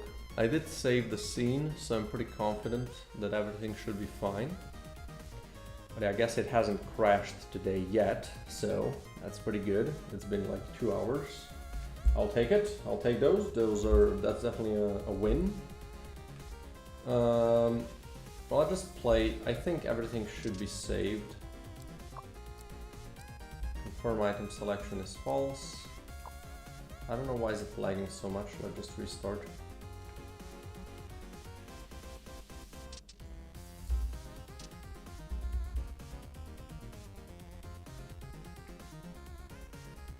Why is it lagging so much? Jesus. I'll just restart it again, just in case. Know exactly what that was about. It's not the first time this happened. Usually a restart just fixes it.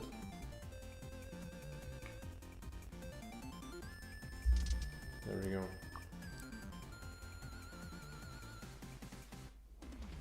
Okay. Let's kill all the enemies and then get ourselves an item. Now what about if I do this?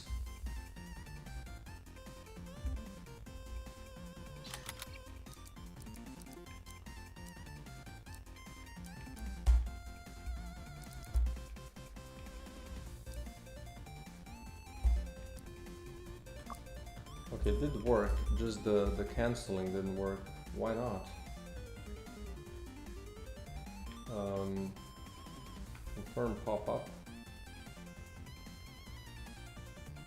Oh. Oh no, it does close menu. False.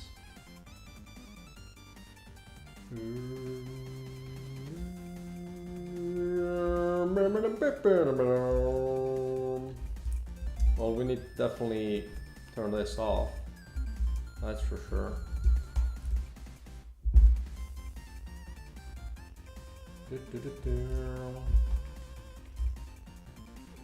So that might be the issue.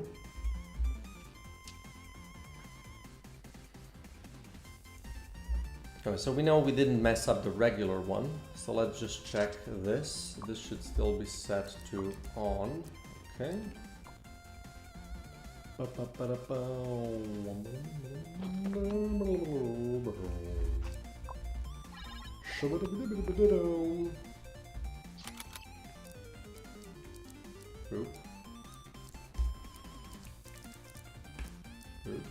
Oop. Oop. Oh.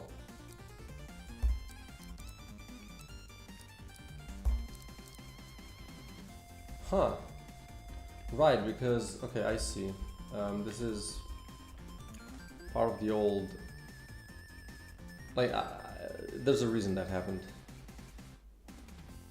You know, this is one of those things, like, if somebody else this would happen to, like, somebody else that would work on this game, they would be, you know, like, what, why the shit is that happening, right?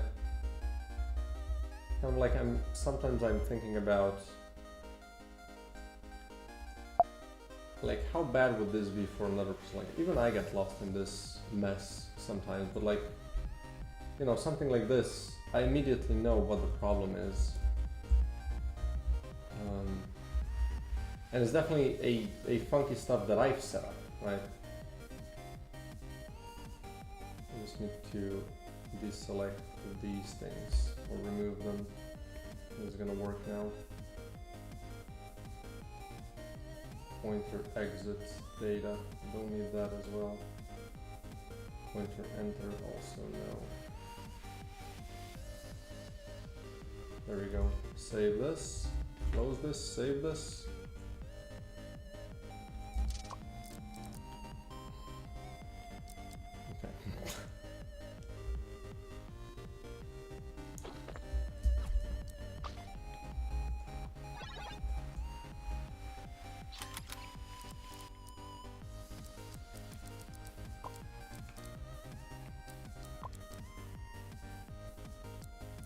It'd be nice to still have it be shown, right?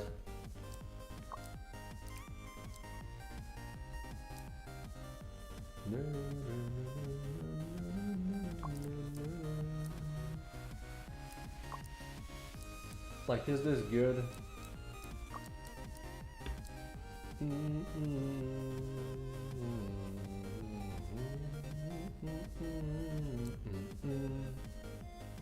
It's not perfect, it does the job done, right? It gets the job done at least. Now what if I choose with this? I choose with that one first.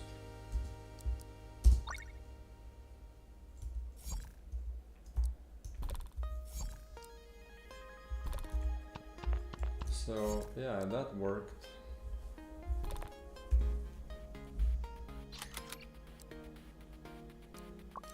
But it would be nice to still have it be, you know, signaled.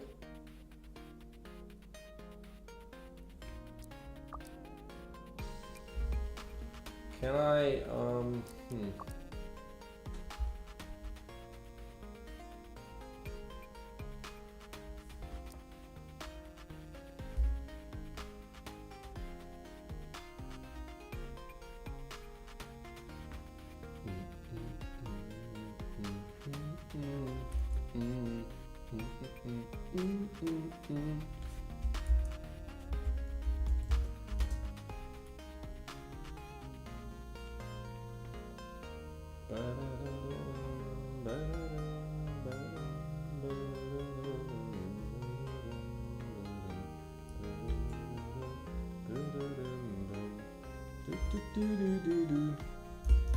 what if I do this?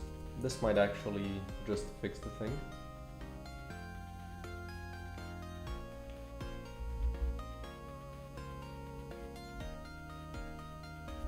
Oh, oops.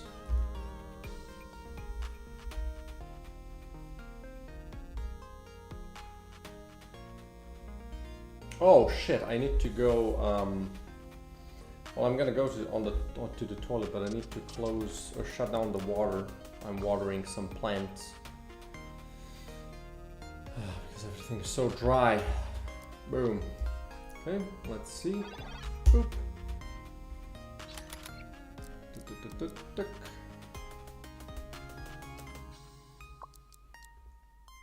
Yeah, that didn't work. Can I send?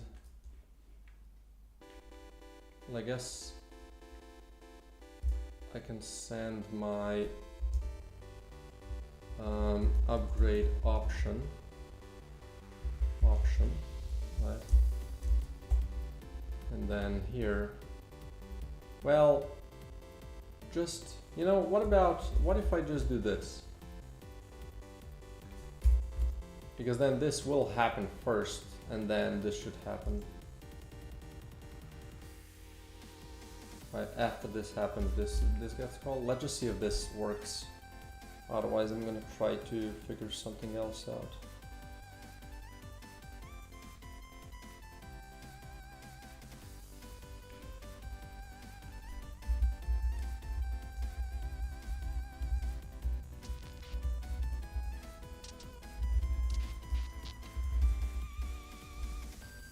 Wait, let me check signal amplifier.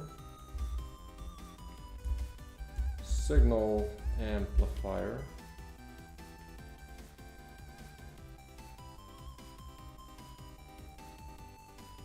Yes, it isn't. This isn't the game.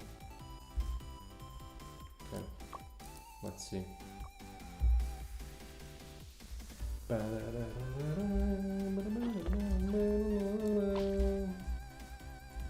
Boop.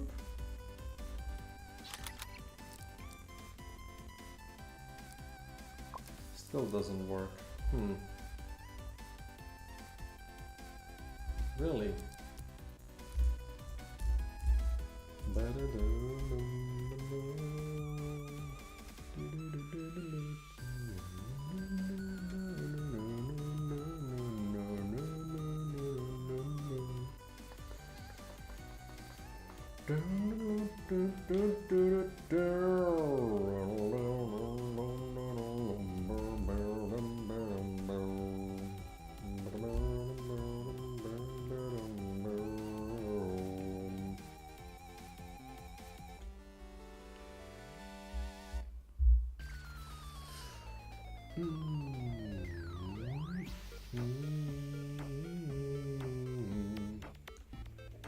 Okay.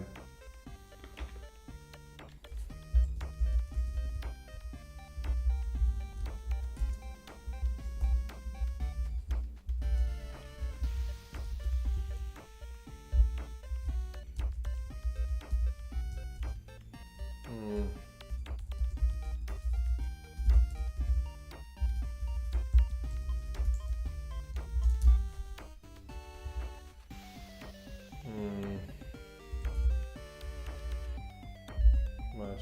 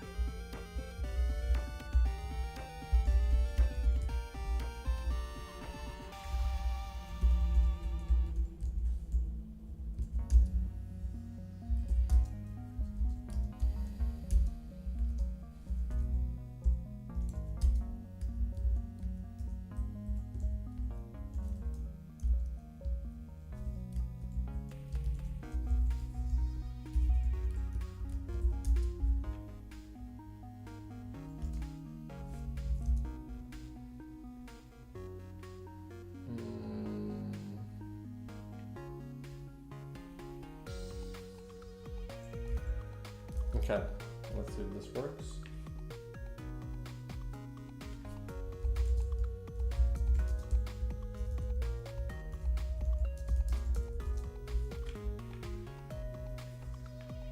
Okay, let's see if this works this time around. Oh, also, this then doesn't need to call it, but it needs to send this alongside with a callback function. Thank God I've worked with callback functions before, otherwise this would be a hell to figure out again.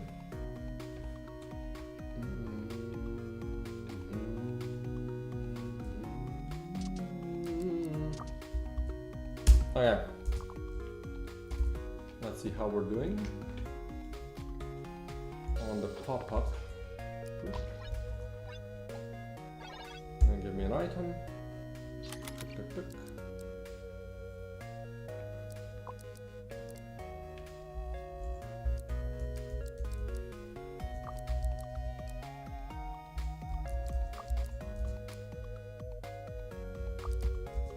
I mean, yeah, it's not perfect, right? But this is not about it being perfect. It's about making sure people can have this option if they need it.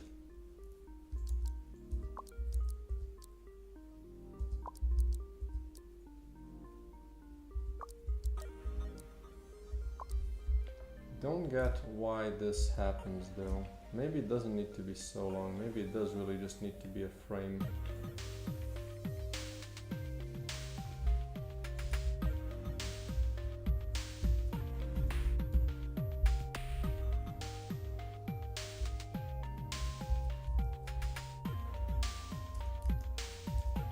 Because it could be that the other thing is using a single frame delay. It just, like, how is this gonna stack? Like, which is gonna be first? I would imagine that the one that is called first, right? It's maybe the first one that's put on the stack, if that's a thing. I don't know. Oh, come on. This is getting a little annoying now. Yeah, we got another little crash. Damn, I actually have a much better energy than yesterday, like in terms of having the ability to work. Yesterday must have been good for me, like the evening. I had a rough moment. Oops. At one point yesterday, I was kind of really feeling the burnout. So I think when I finish this game, I'm gonna be dead for a little bit. Okay, let's see. Get a new item. Boop.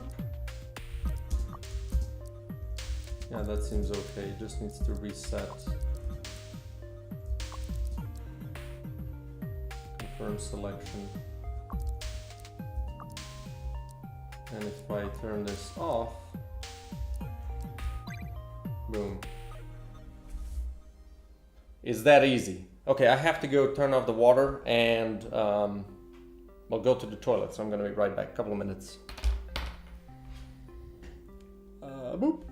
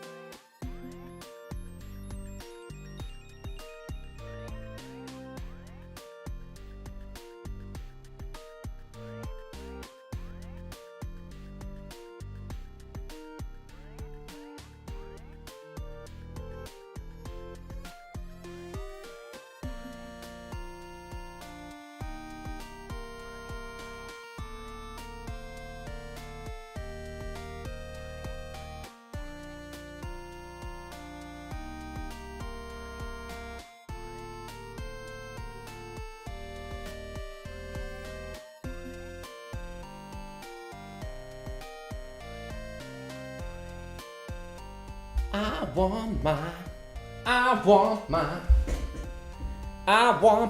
MTV.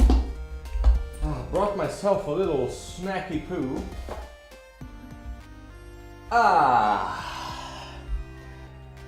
Little red chunks of heaven.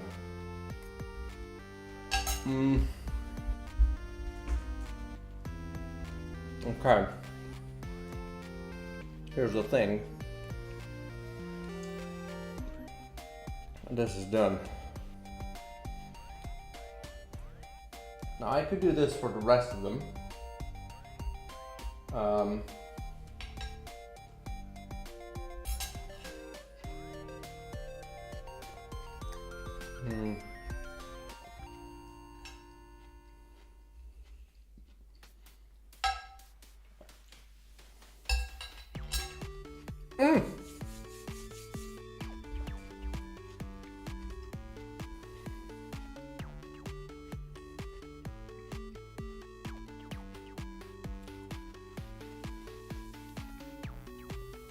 This one is kind of whatever, to be fair.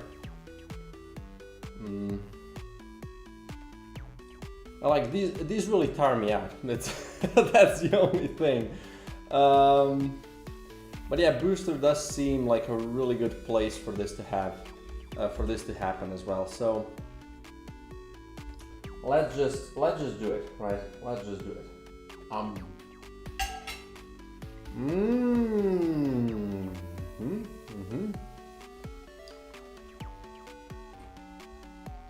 Let's see. That's gonna be happening here.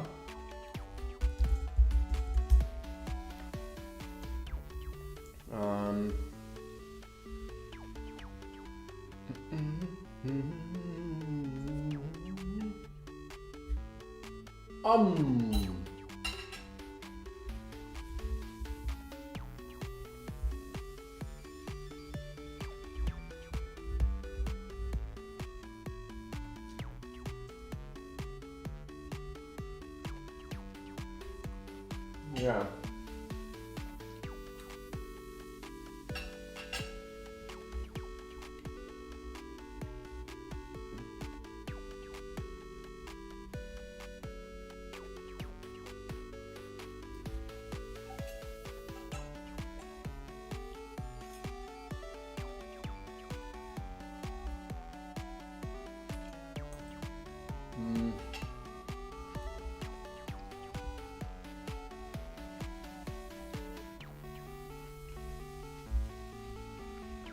So I guess it's gonna happen over here.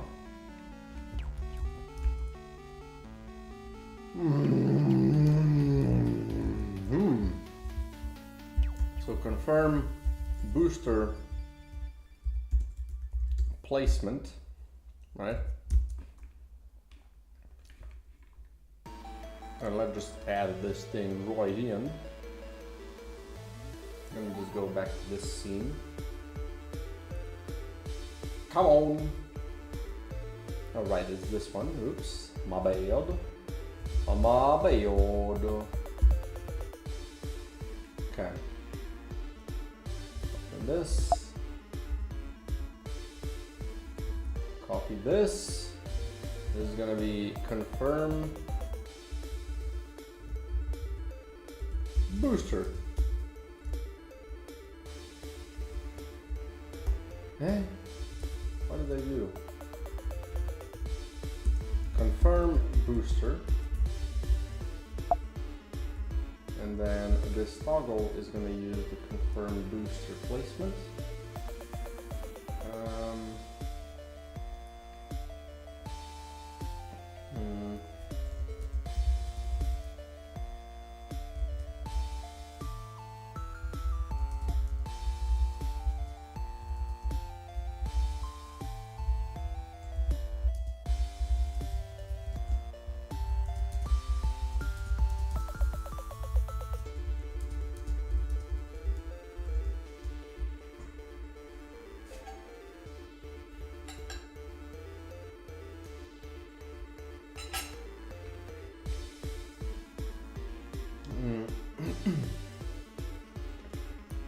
So back to settings.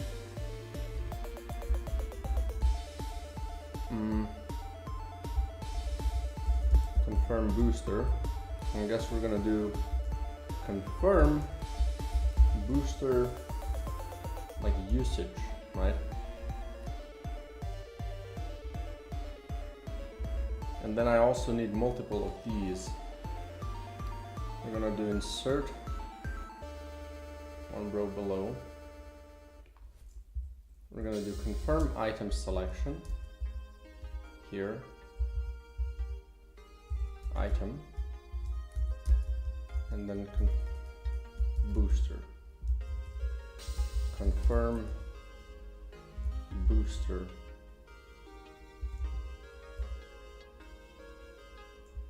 Placement, something like that.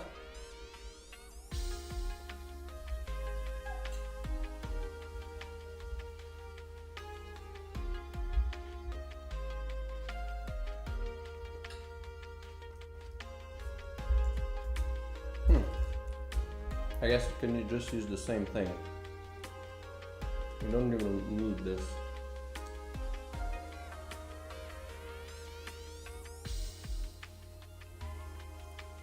Right.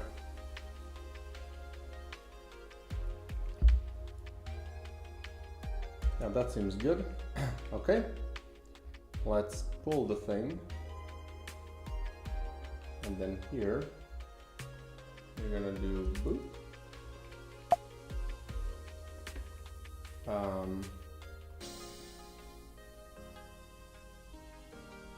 Right? Confirm booster.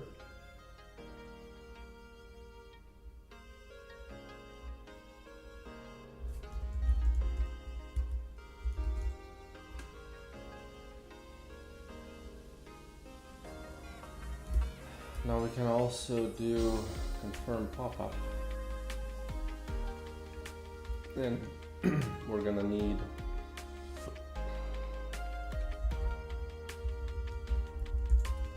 I feel private text macro UGUI header text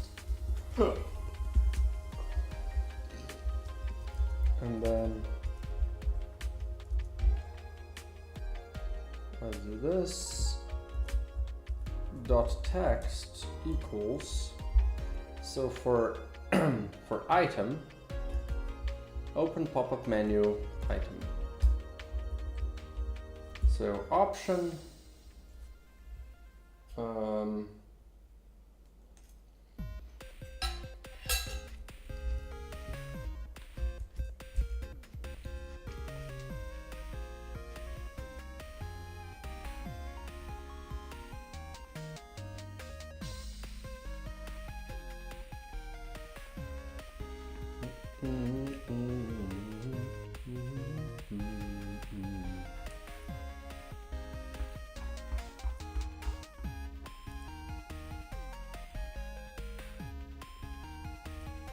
this.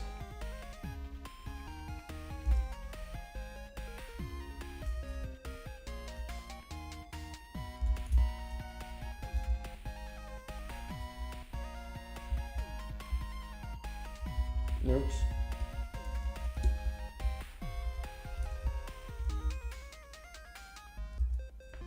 There we go.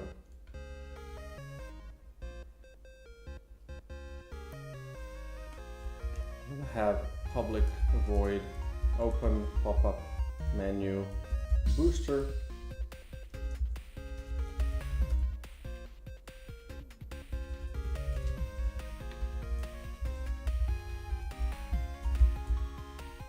and now we'll see if we need anything else. I'm gonna copy this thing and then go from there.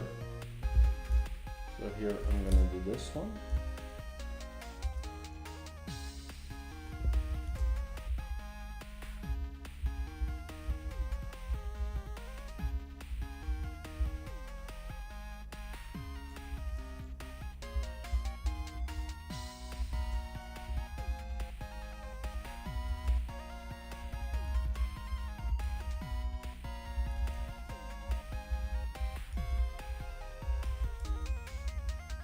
we're gonna drop a void standard open.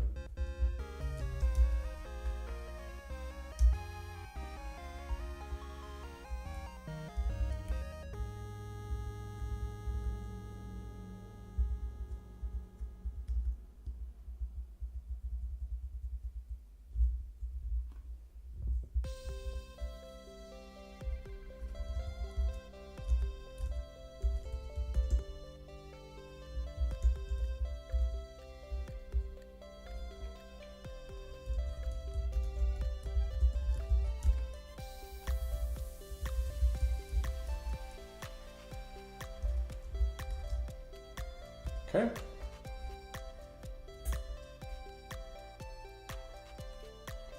Mm-hmm.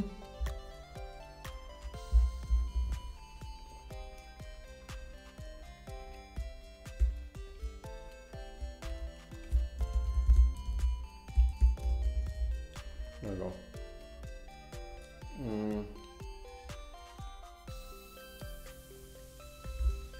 So we have that set up.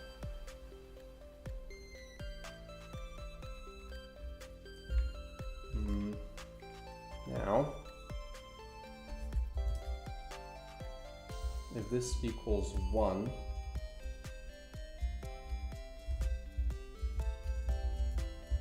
well, we want to return, and then pop up, confirm pop-up.instance.open, pop-up booster.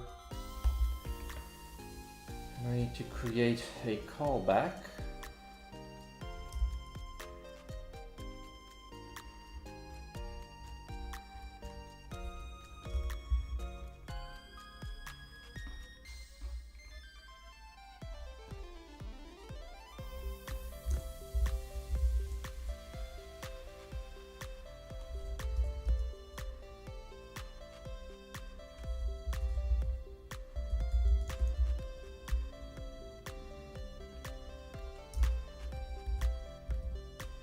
Don't know exactly what I need to call here. Confirm booster placement.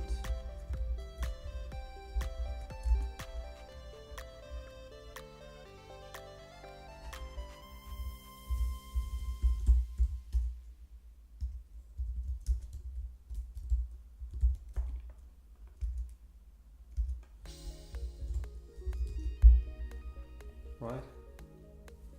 Now exactly how to get back here, I guess we do bool skip confirm pop-up equals false, right, and then we're gonna do here or actually and skip confirm pop-up is false, right? And then we can just do like here, we'll just do this, true, right?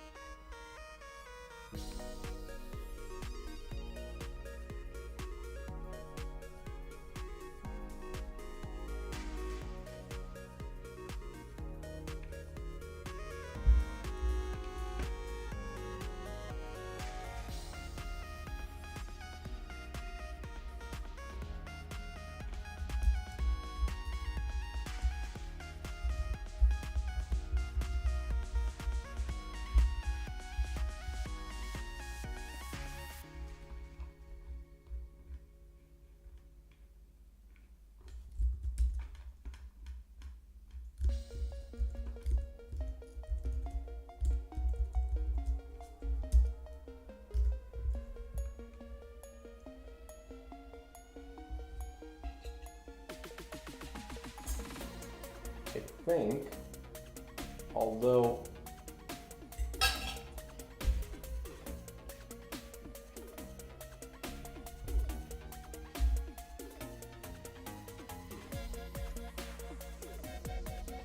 why did I set it? Oh, upgrade container, right.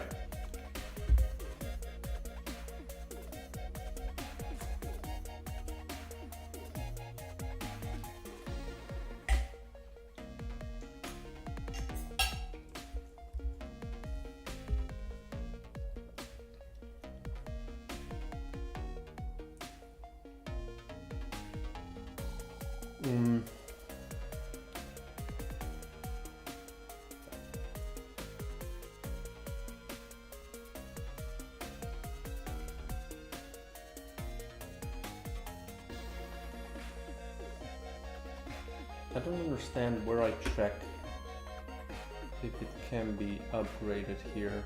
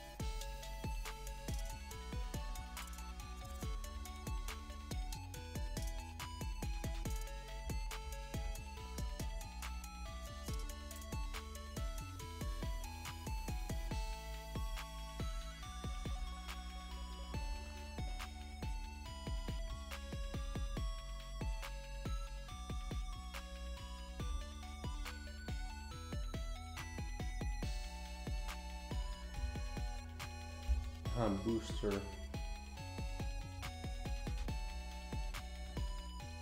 This doesn't play a role anywhere, huh? What am I missing?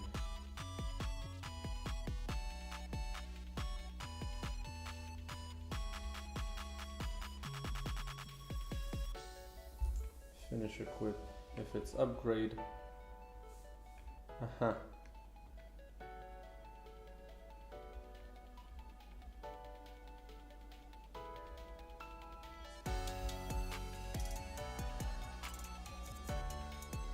Okay, that makes sense.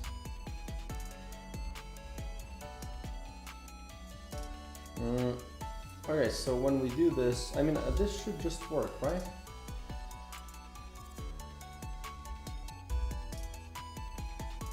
Or am I missing something? Well, we'll see. We can just, I can let myself be surprised. So this is using the right, okay, confirm booster placement. I just need to, okay, let's save this. Let's close this off. It's not in the way. Let's go to the main scene. Oh, well, this was, whatever. I'm gonna, well, hopefully that didn't select everything. I'm gonna be a little bit upset. Magazine, this.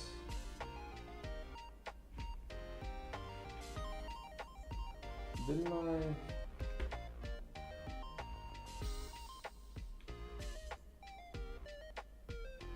Where's this thing?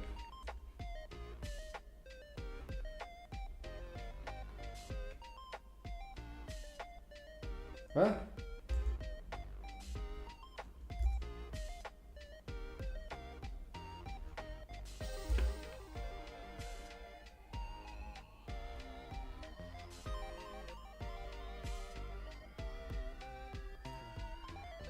It just didn't compile properly. Okay, there we are. Header. Let's drop this in. And then this, like that. Okay, let's check it.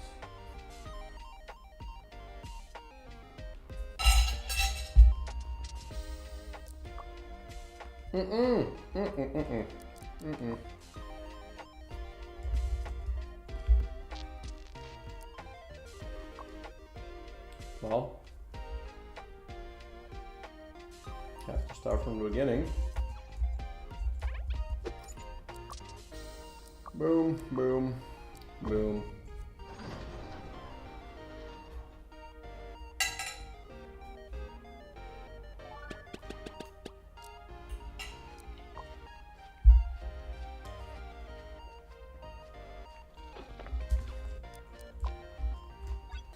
Okay. Boop. No.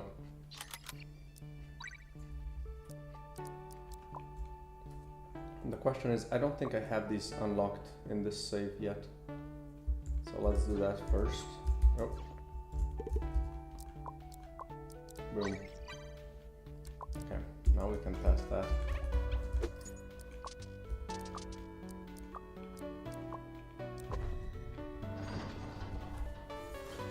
So by default, let's make sure the thing works normally, right?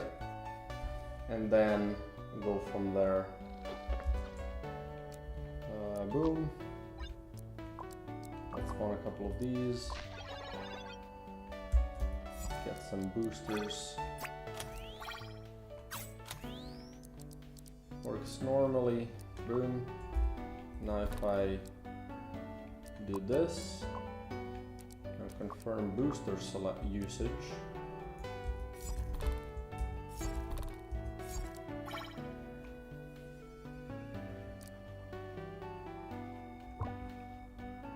Are you sure?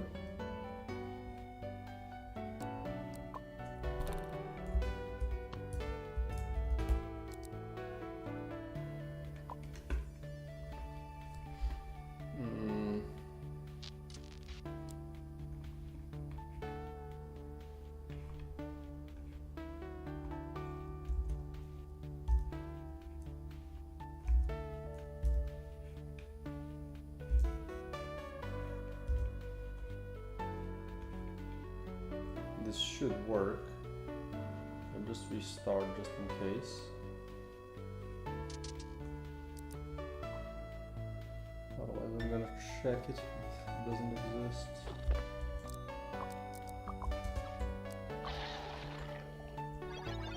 Okay.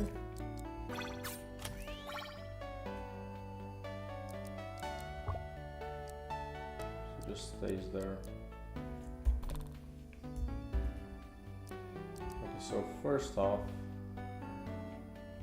why don't you confirm booster usage? What is this then?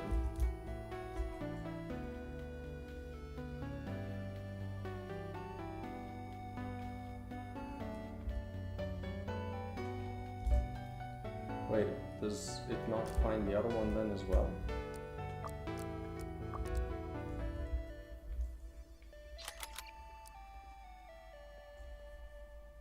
What do you mean?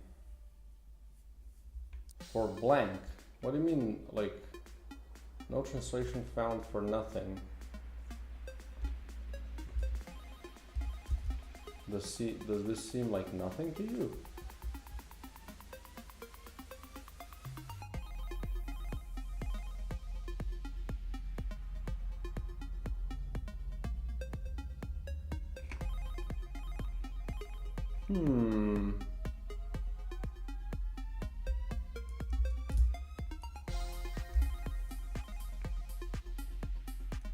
Why doesn't this work?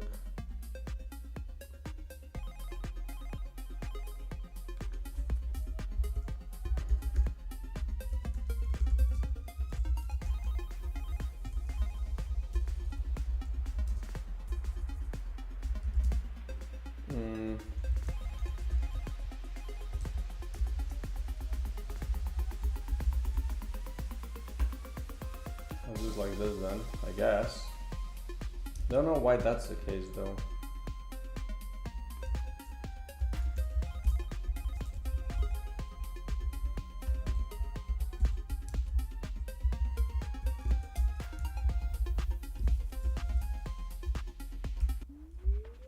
Okay.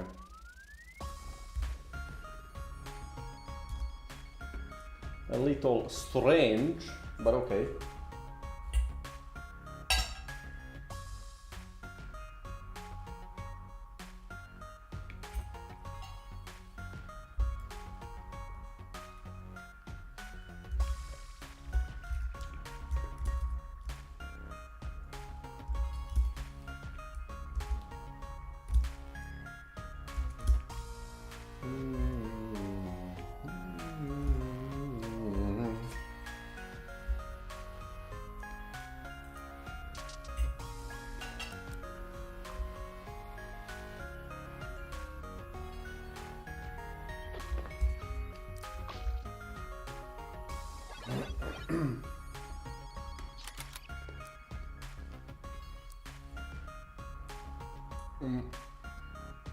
Brother, what is happening?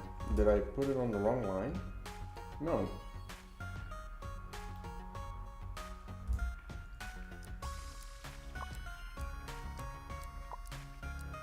What do you mean for blank? What are you trying to access? So basically what you're trying to say, this was okay. Wait, let me check it.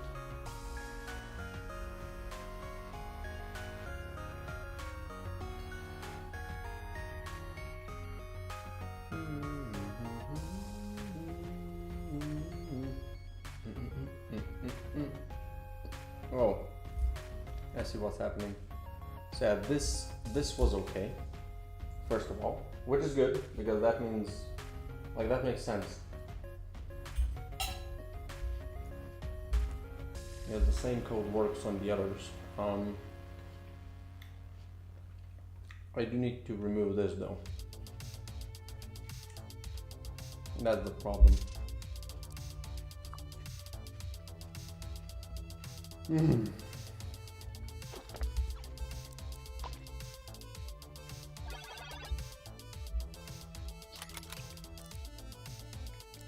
Okay. Now let's do a couple of these.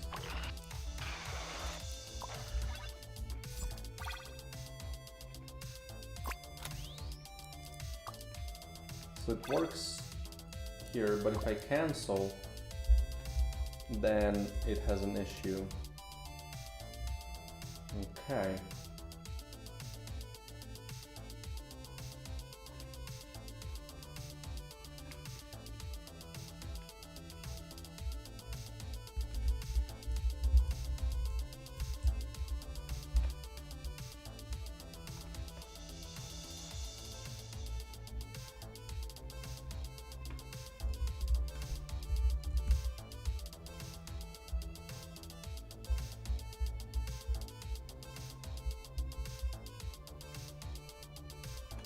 Okay. So if it's false, we should drop a quit.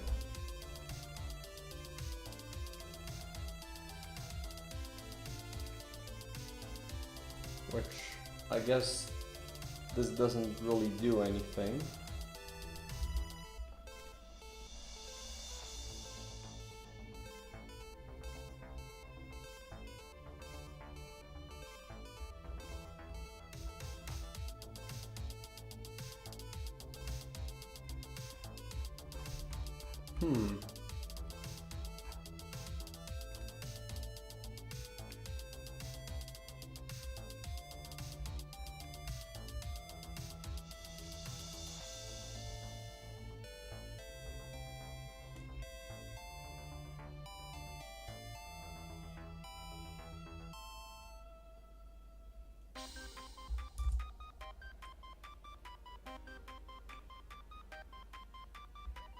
Oh.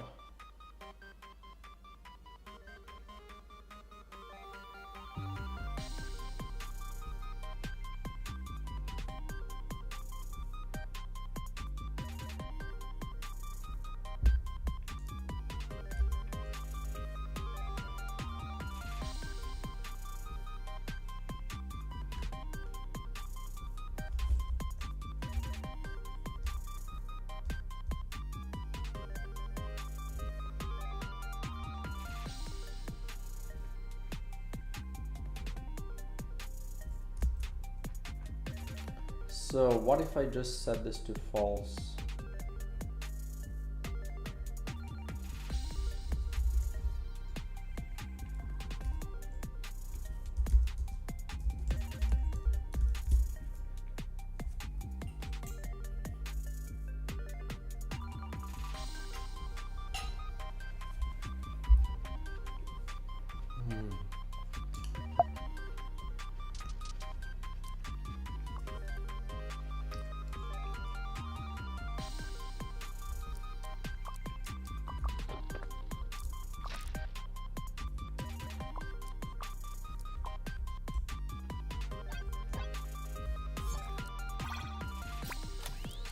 Works regularly.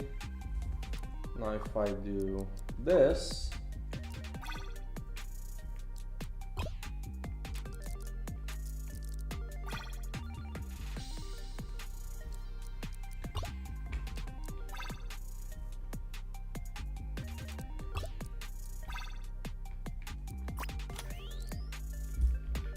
okay, almost perfect. So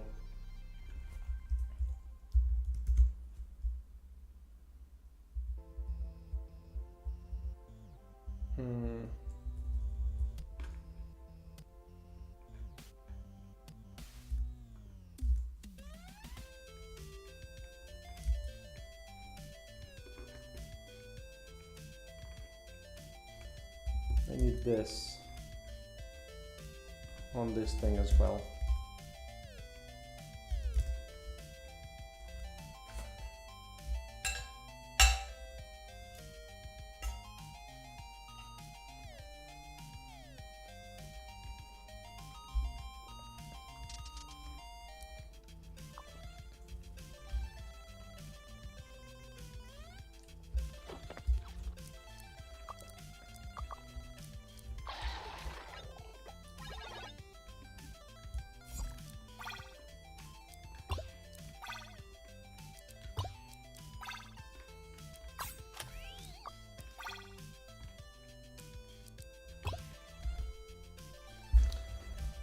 It's that easy, guys. It's that freaking easy. Okay. We have that done. For the rest, maybe one day, but like these were the crucial ones. Like selecting an item and using a booster. Shop is not that crucial. I could do it for the shop as well. I could do it for selecting events. But these were the biggies.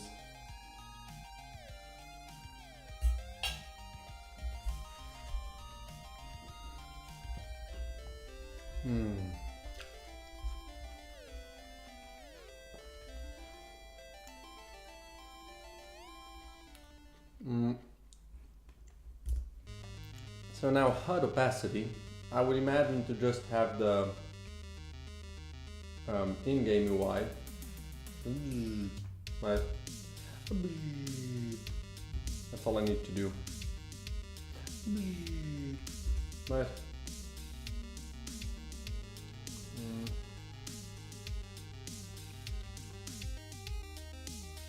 I have the UI hider already, right? That does this wonkily if I have the hide always thing on.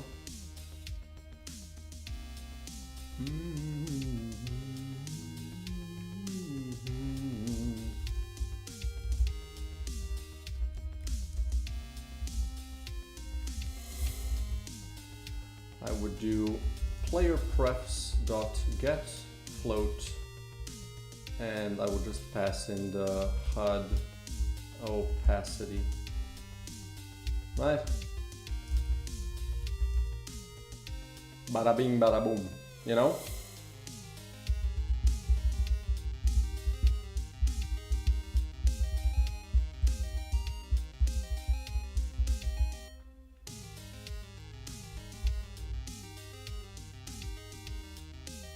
So this is like hide UI always. Right, where do I use this? Right, I have to actually set this, right?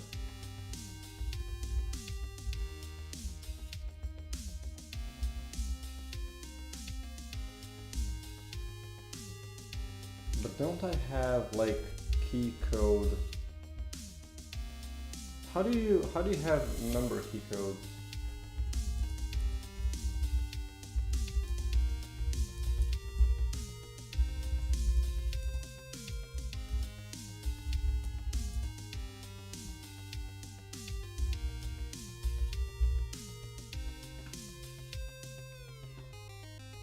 Is it just alpha 1?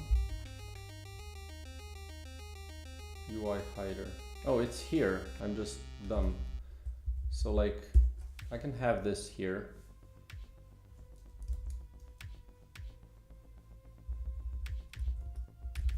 And then we would have this and return here, right?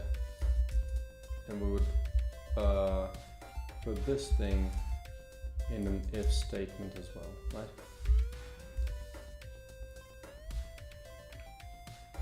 So now I just need to add a slider for the HUD opacity, and that should just fix that thing.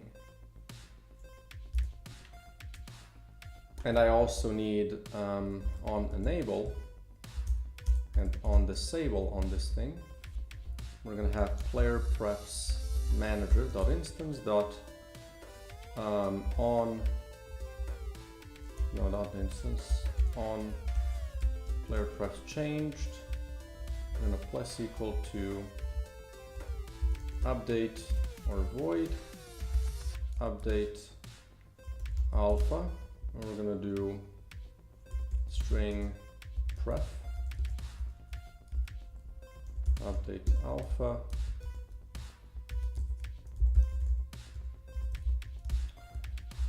hello update, like there you go, there we go, and then minus, and over here we just do this, you know, boom.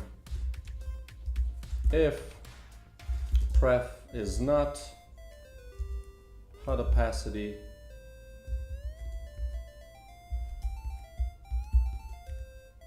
return, right? Now we're done here. By default this will be 1, so I do need to set it here.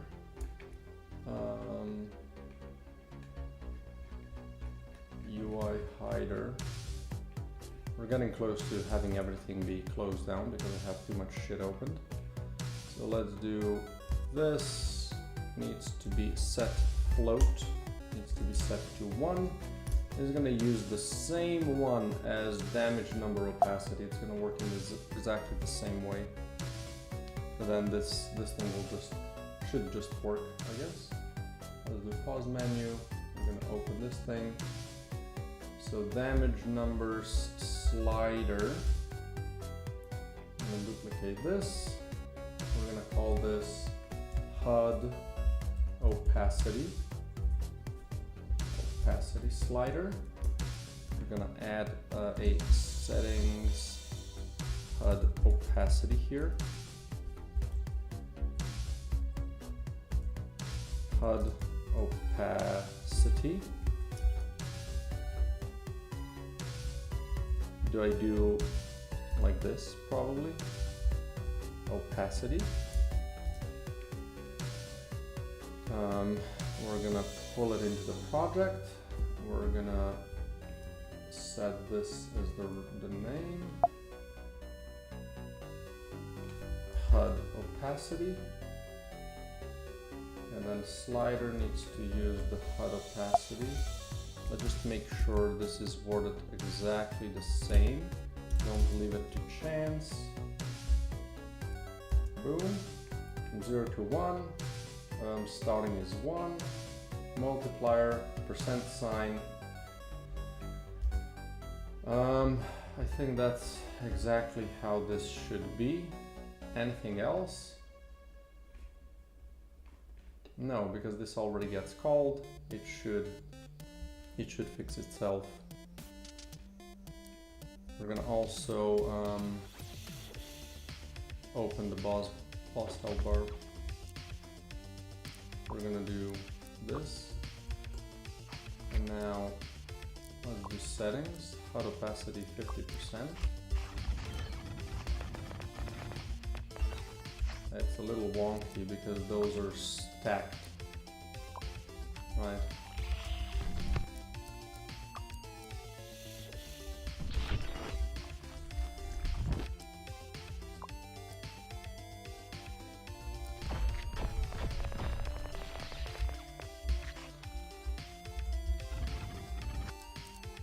Now if I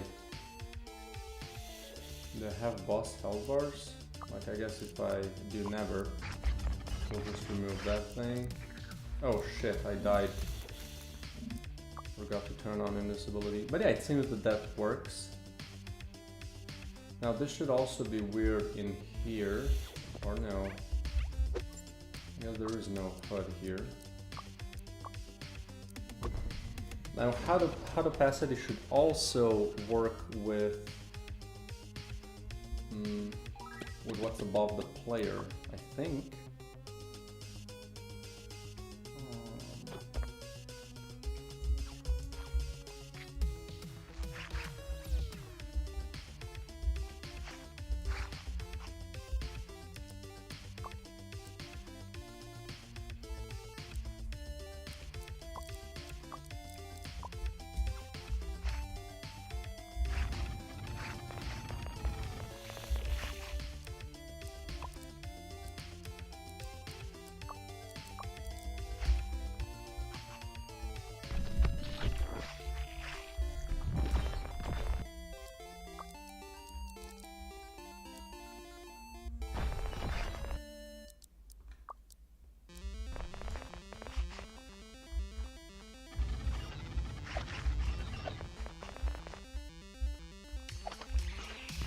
It's a little awkward because this thing is stacked. That seems to be making it look a little weird. Right, I don't need to pause. I'll just do this. So canvases.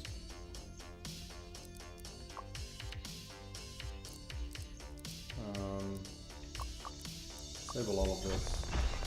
Oh, okay. Boss health bars. So yeah, this is just, I just do this, right? But it looks a little wonky.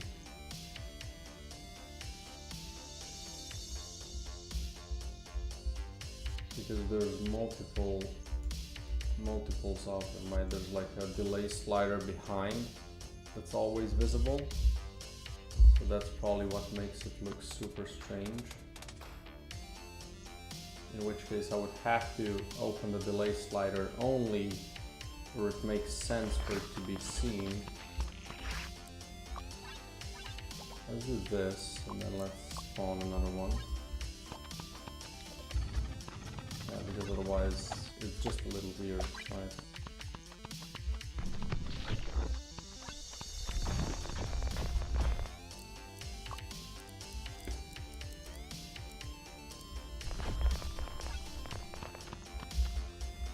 We'll see.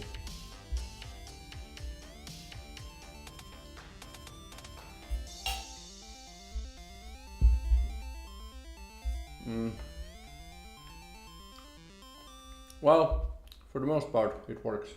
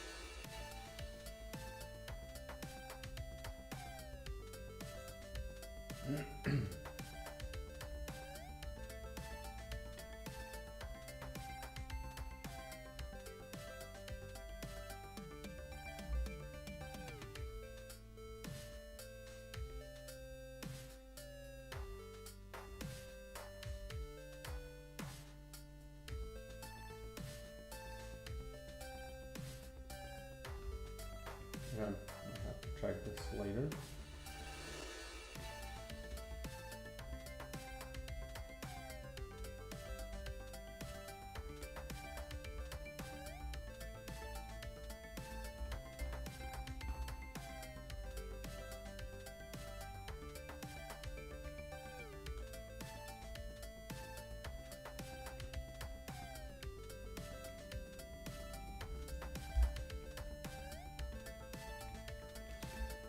Okay. Baboom. Bababooey. There we go. I think I've gone through most of the stuff that I wanted to cover. Like inverting of gamepads, I don't know. Like I guess people do that, but like if you're moving up, down, left, right, like it's the only way that makes sense, right? Inverting is maybe more for like aiming, although the aiming doesn't make sense to me. Otherwise, then if you push it up, it goes up, not the other way, right? Like because the scroll, I can understand inverting of scroll, right? Because you can interpret it either way. Either you're scrolling away, right? You're scrolling up, or as you're rolling, it's like rolling it down. It's like you could kind of interpret. I guess you could interpret the gamepads in the same way. I don't know. We'll see. I think this is, for now, this is a good amount of crap. I have a couple of funny ones to add at some point. But yeah, now I would just need to, well, sort them, right? And then also make some sort of reset button for specific categories, and then also at the very bottom I should have a reset all button, right? That makes sense.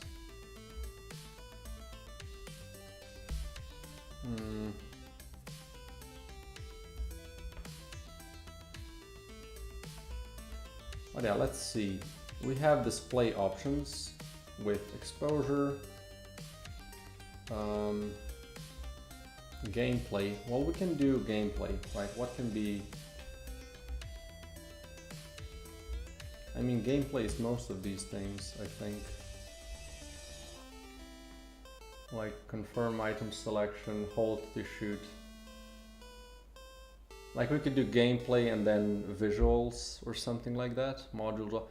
Like because these module drop labels, critical damage numbers, these are more visual stuff, right? But then holding to shoot, confirming selection, this is actually impacting how you know, interact with the game.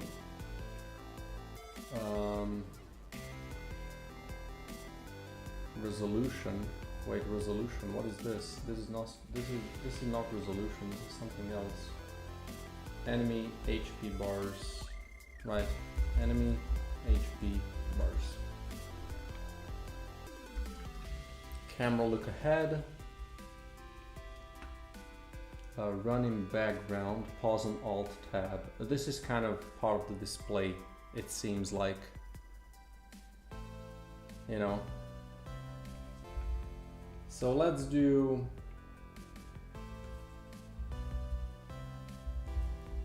these would go under display. Okay. Oh shit. Okay. No, go back here.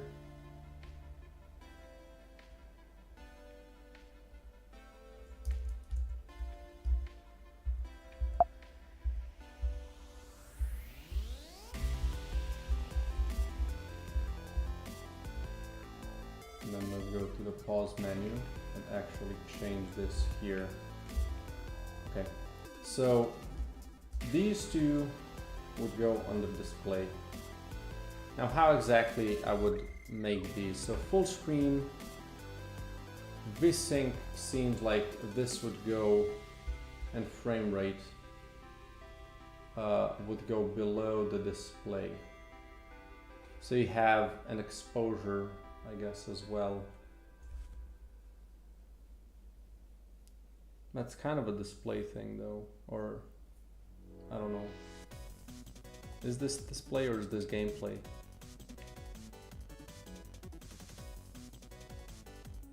If we have audio,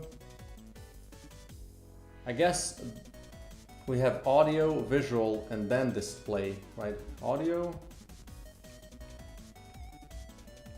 Let's do, this would be visual.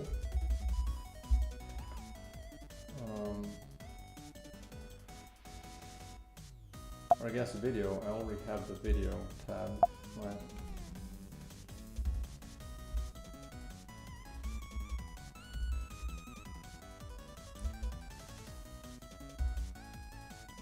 Let's just duplicate this one. And actually, yeah, these are just not using the thing yet, so it doesn't matter. So video.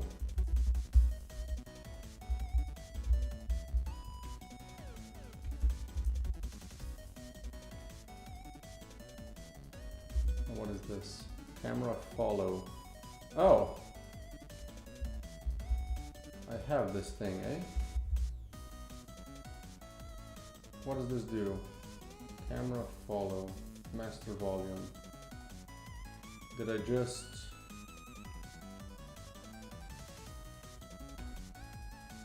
I might have just copied that, so...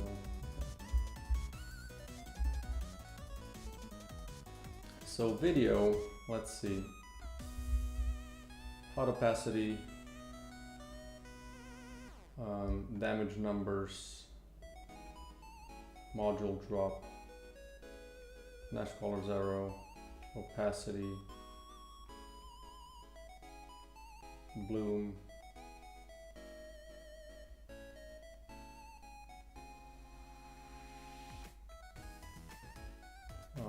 wall flash, enemy health bars, camera look ahead.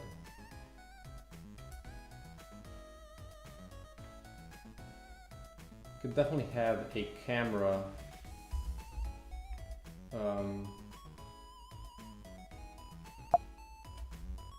like we could do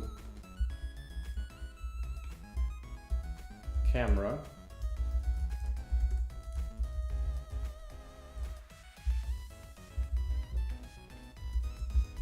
right?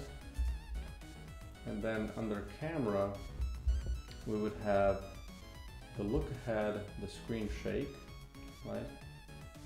These would definitely be here. What else?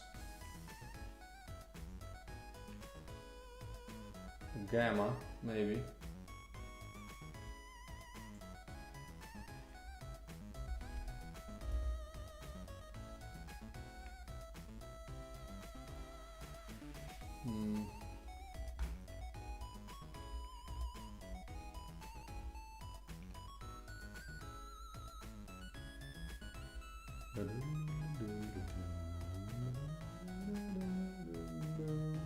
Maybe bloom can also be here, so we have bloom and exposure together.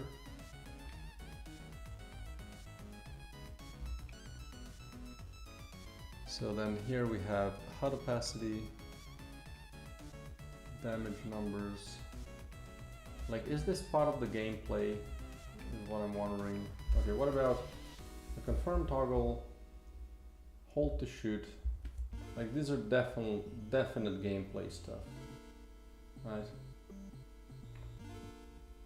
We have wall flash toggle,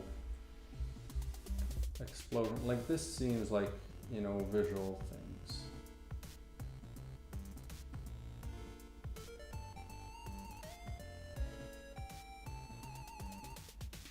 Yeah, enemy HP bars.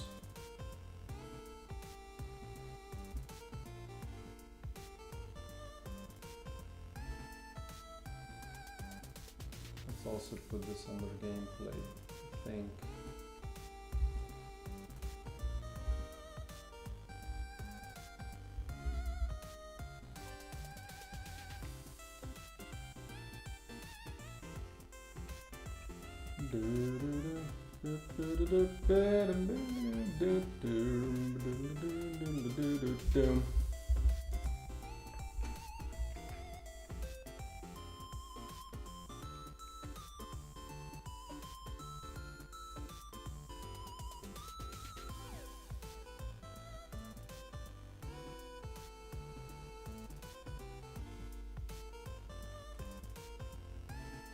Full screen resolution, current display. Maybe current display would actually be lower. Right, so like resolution, VSync and frame rate would kind of be at the same. And then we have current display, run in background, pause and alt tab, kind of in here, right? Because this is kind of part of the display stuff. Okay, let's see, what do we have here? So audio, volume, video, HUD opacity, damage numbers opacity, damage number color, critical damage number color, player bullet opacity, non-player bullet opacity, explosion flash, hit flash color, hit flash on walls, screen shake amount, camera look ahead. This is camera screen shake, camera look ahead, bloom amount, actual exposure. Then we have display, full screen resolution, VSync, frame rate, current display, run in background, pause and alt tab, and then gameplay, confirm item selection, confirm boosting selection, hold to shoot, auto open the magazine when leaving a level. I think hold to shoot might actually be at the top here from the ones that I've gone through so far. So you have like essentially helping things here. Module drop labels, nest crawler arrow, enemy HP bars, heat gauge placement.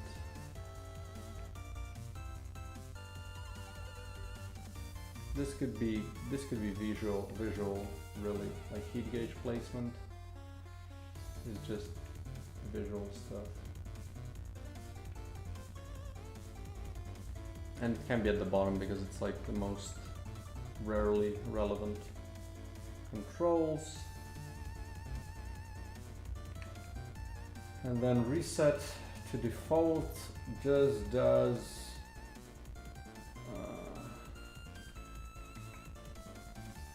reset all player inputs.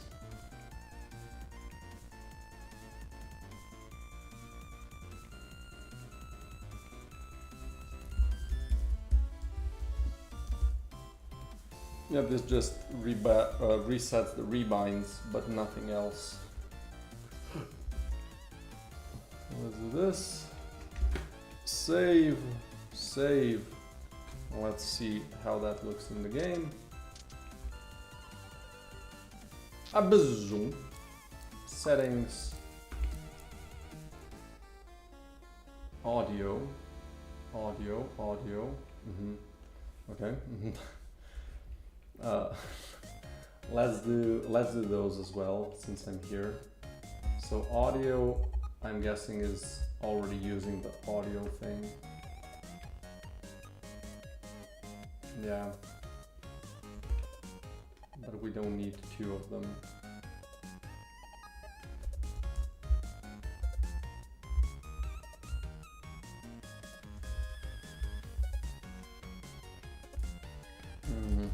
Let's add the rest. So gameplay header, display header, which ones do we have? Let's just check it again. So we have, let's just go one by one. So audio, let's add one below. Video.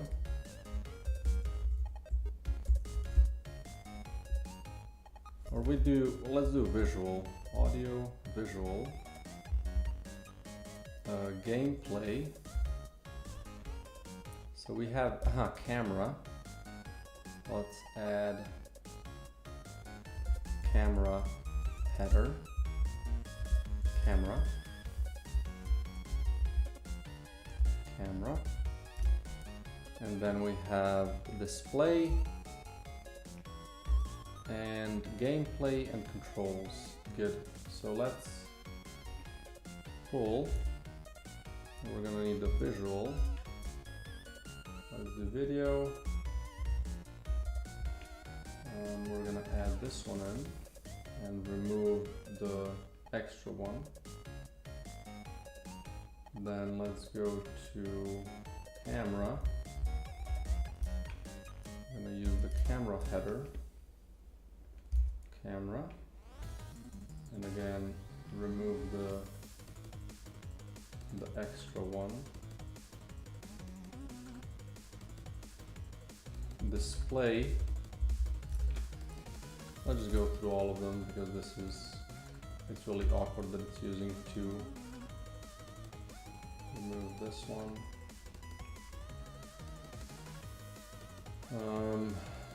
Gameplay.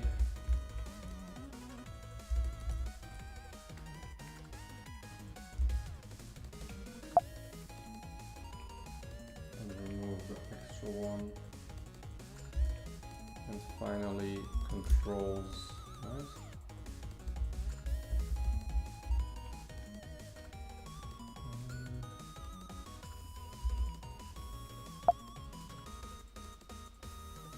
Remove the extra one. Oops.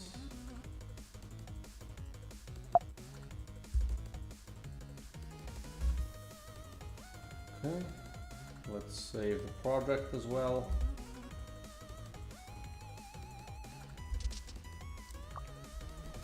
Audio, visual, camera,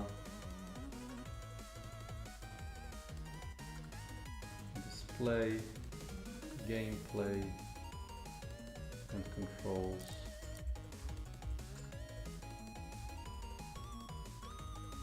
I think this is a pretty good settings menu. You have a lot of stuff that you can do, more than enough I think for now. So I'm gonna check this as complete. Which means that I've officially completed the task that I have for this week. Now I just need to polish the dialogues, which was stayed from the last week, but like I don't have all the dialogues yet finished, so this is gonna have to be done throughout the next week as well. But settings menu is for the current needs. I think it's good enough. Speaking of dialogues, let's go to HQ and talk container. I want to see, did I add this in some brackets? I did. Okay, good. So dialogue.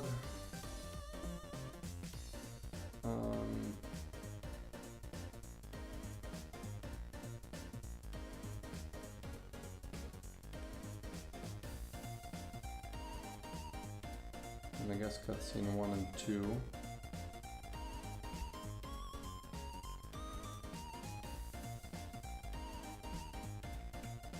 Yeah, so I could definitely polish these a little bit, because these are complete. So like the more that I do... Wait, what about... Did I do the Smith one? Unlock items. No, not yet polished, just added in. Okay. But I did do it for the scientist, right? Yeah. So I still need to do the Smith. The doctor is done. That's good. So the doctor's completely ready. The scientist is completely ready. The NG, I just need to do the first conversation that is now done.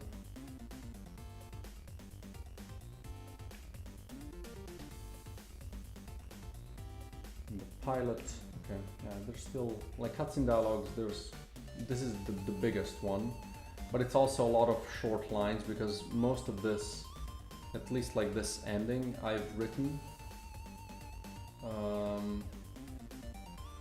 So it's fairly shorter.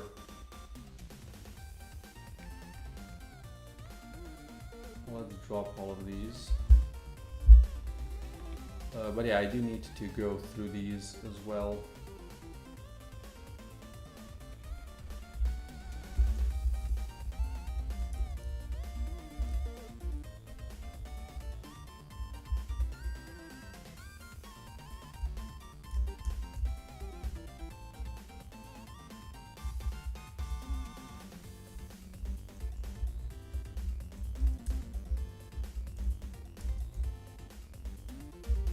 You know, this I can kind of do really quickly.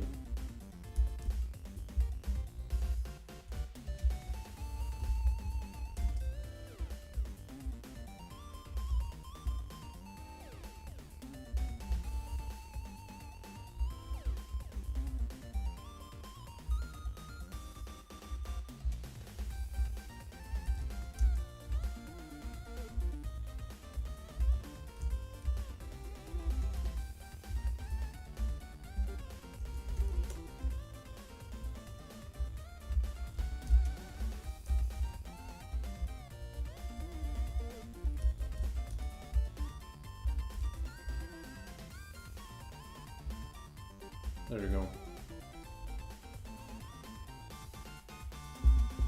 Not much more that I need to do than this.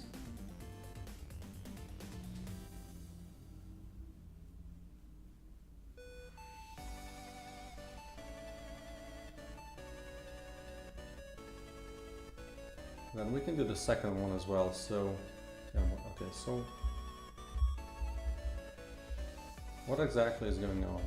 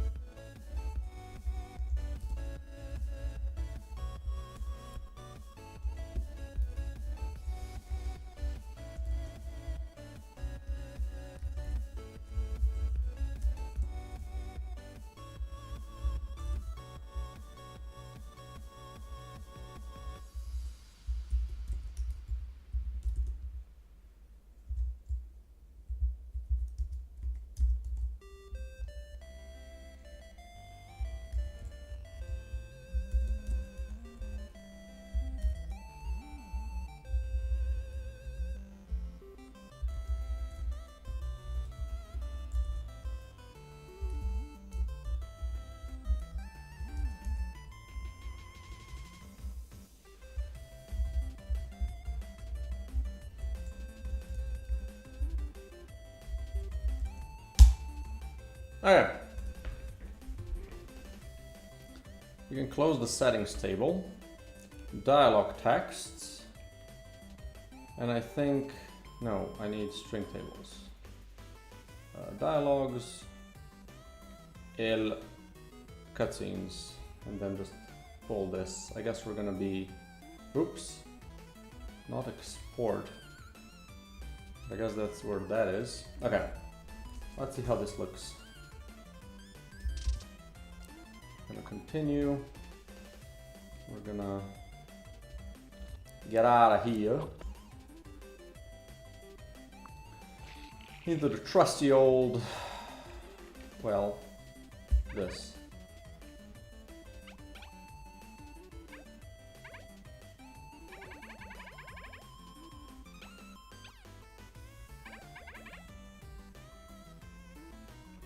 Okay, that works. So now let's do the other one, which is, I think, this one. Oh.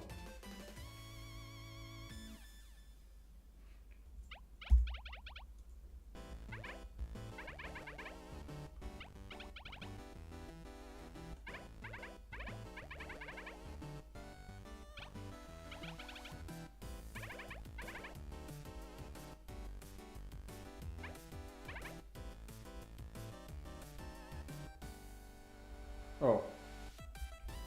Something's wrong here. What happened? Right, I don't have this event here. Okay. Let's go to the story then. Well, let's replay story, and then I should be able to just check this here.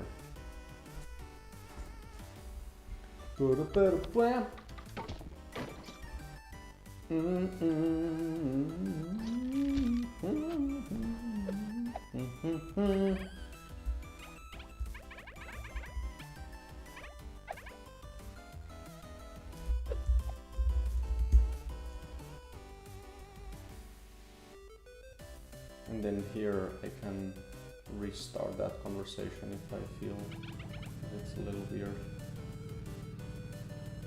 Boom. Yo, what's with the scale?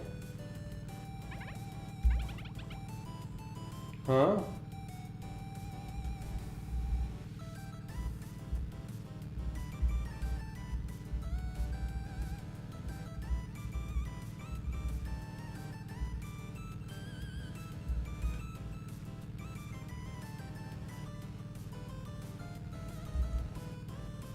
Why is it stretched so much?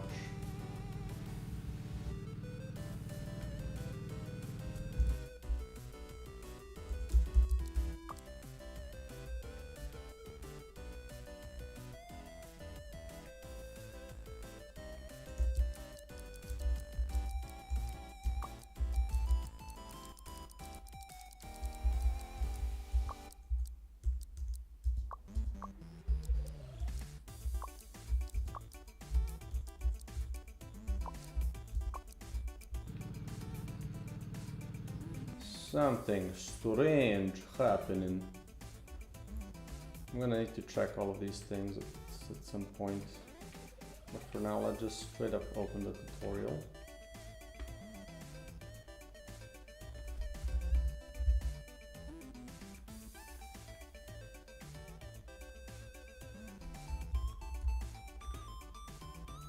Wait, why is everything so stretched in this scene?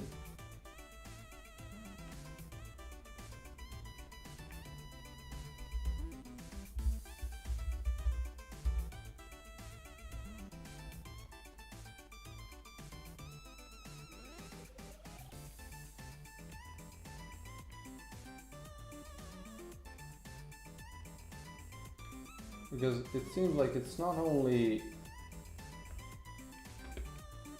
stretched, it seems that like not only it's too big, it seems stretched. Right?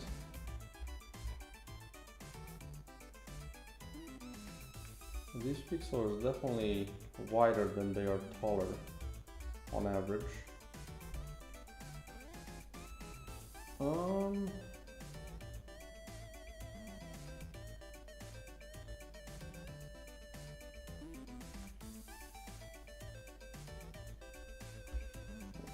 Is this different? Wait, main? Let's don't save this, just in case.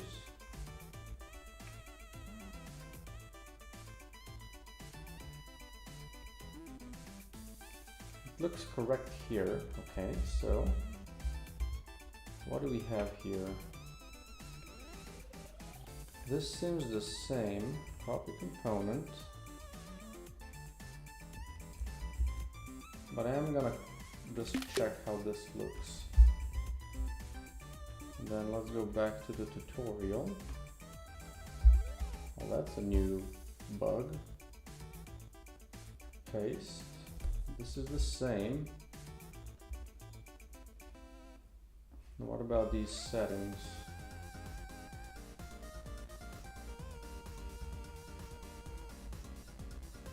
Yeah, for some reason, like, this is not 480, this is like 370 by 270.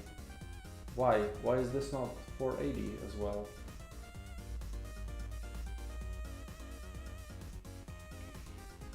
It's like as if this is being ignored.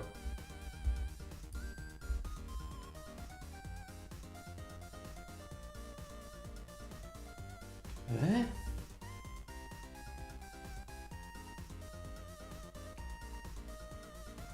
Some values are driven by the canvas. This is all the same as well. Render camera is UI. Like, this is the thing that I changed. Did I do something wrong here?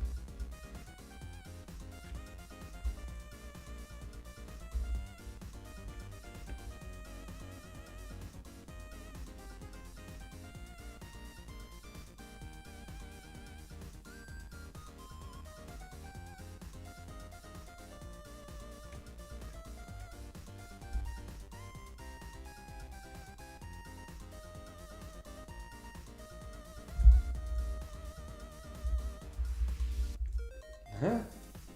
That fixed it, but I don't understand what I did. Well, the important part is Unity knew I messed something up, and it just knew what to do to fix it. So thank you, Unity. What a timing! What an unbelievable crash timing. Thank you, Unity. Ba-ba-boom. Ah, son of a bitch. That was good. Thank you, Unity. Good shit. Okay. Wait, first let's see if the talk container is set. This one was deleted, so let's just save here.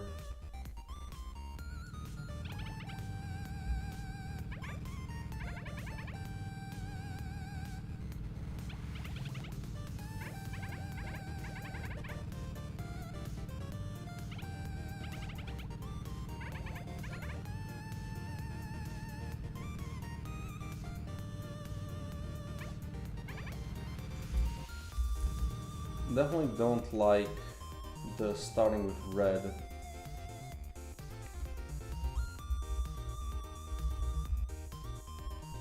And also, I don't need these because I have the color.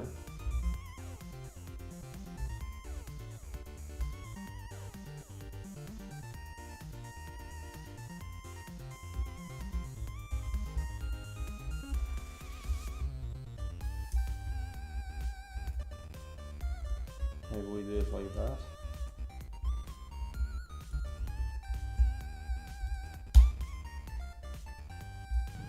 Okay, let's pull this.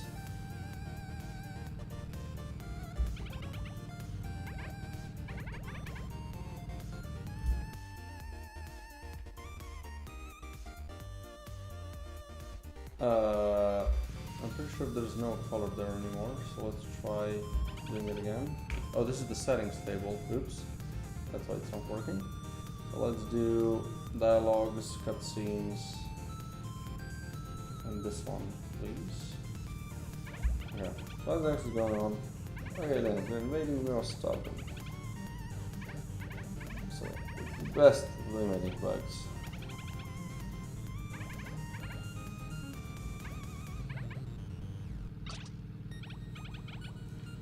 Shake, it doesn't work because I spelled it skake. Shake. Do another pull, and that's why I need to have this open here, just for the time being.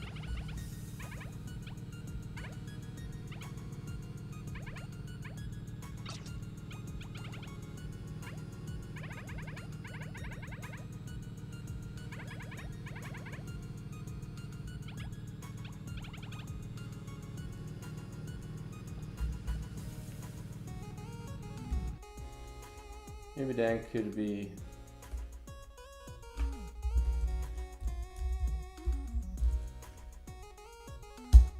like this.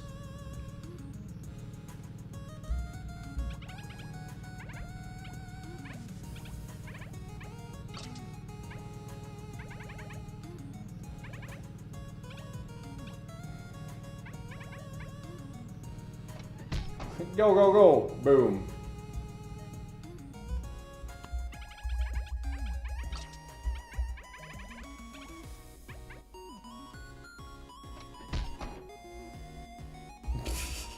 Okay, good. You know, just a quick little polish. But I think I'm gonna end it here. Do a little bit of work off time. I just need a little. There's a tiny little break right now. It's been a long week again. Kind of take a little bit of time to recollect, see where to go next. Maybe I'm gonna do a little bit more of drawing today. I've been enjoying doing these little stamps yesterday. Maybe want to do the first one for the fourth biome as well. Maybe check the names of the missions because those are kind of random right now, so it might be good to fix those. Maybe do some achievements. I don't know. Maybe do a little bit of the final stuff polish because that still needs a little bit of work, some sounds and stuff like that. It's not that crucial because it's not going to be part of the demo, but still, like the thing that I really need is just to have all the texts done so I can send them for localization at some point, you know.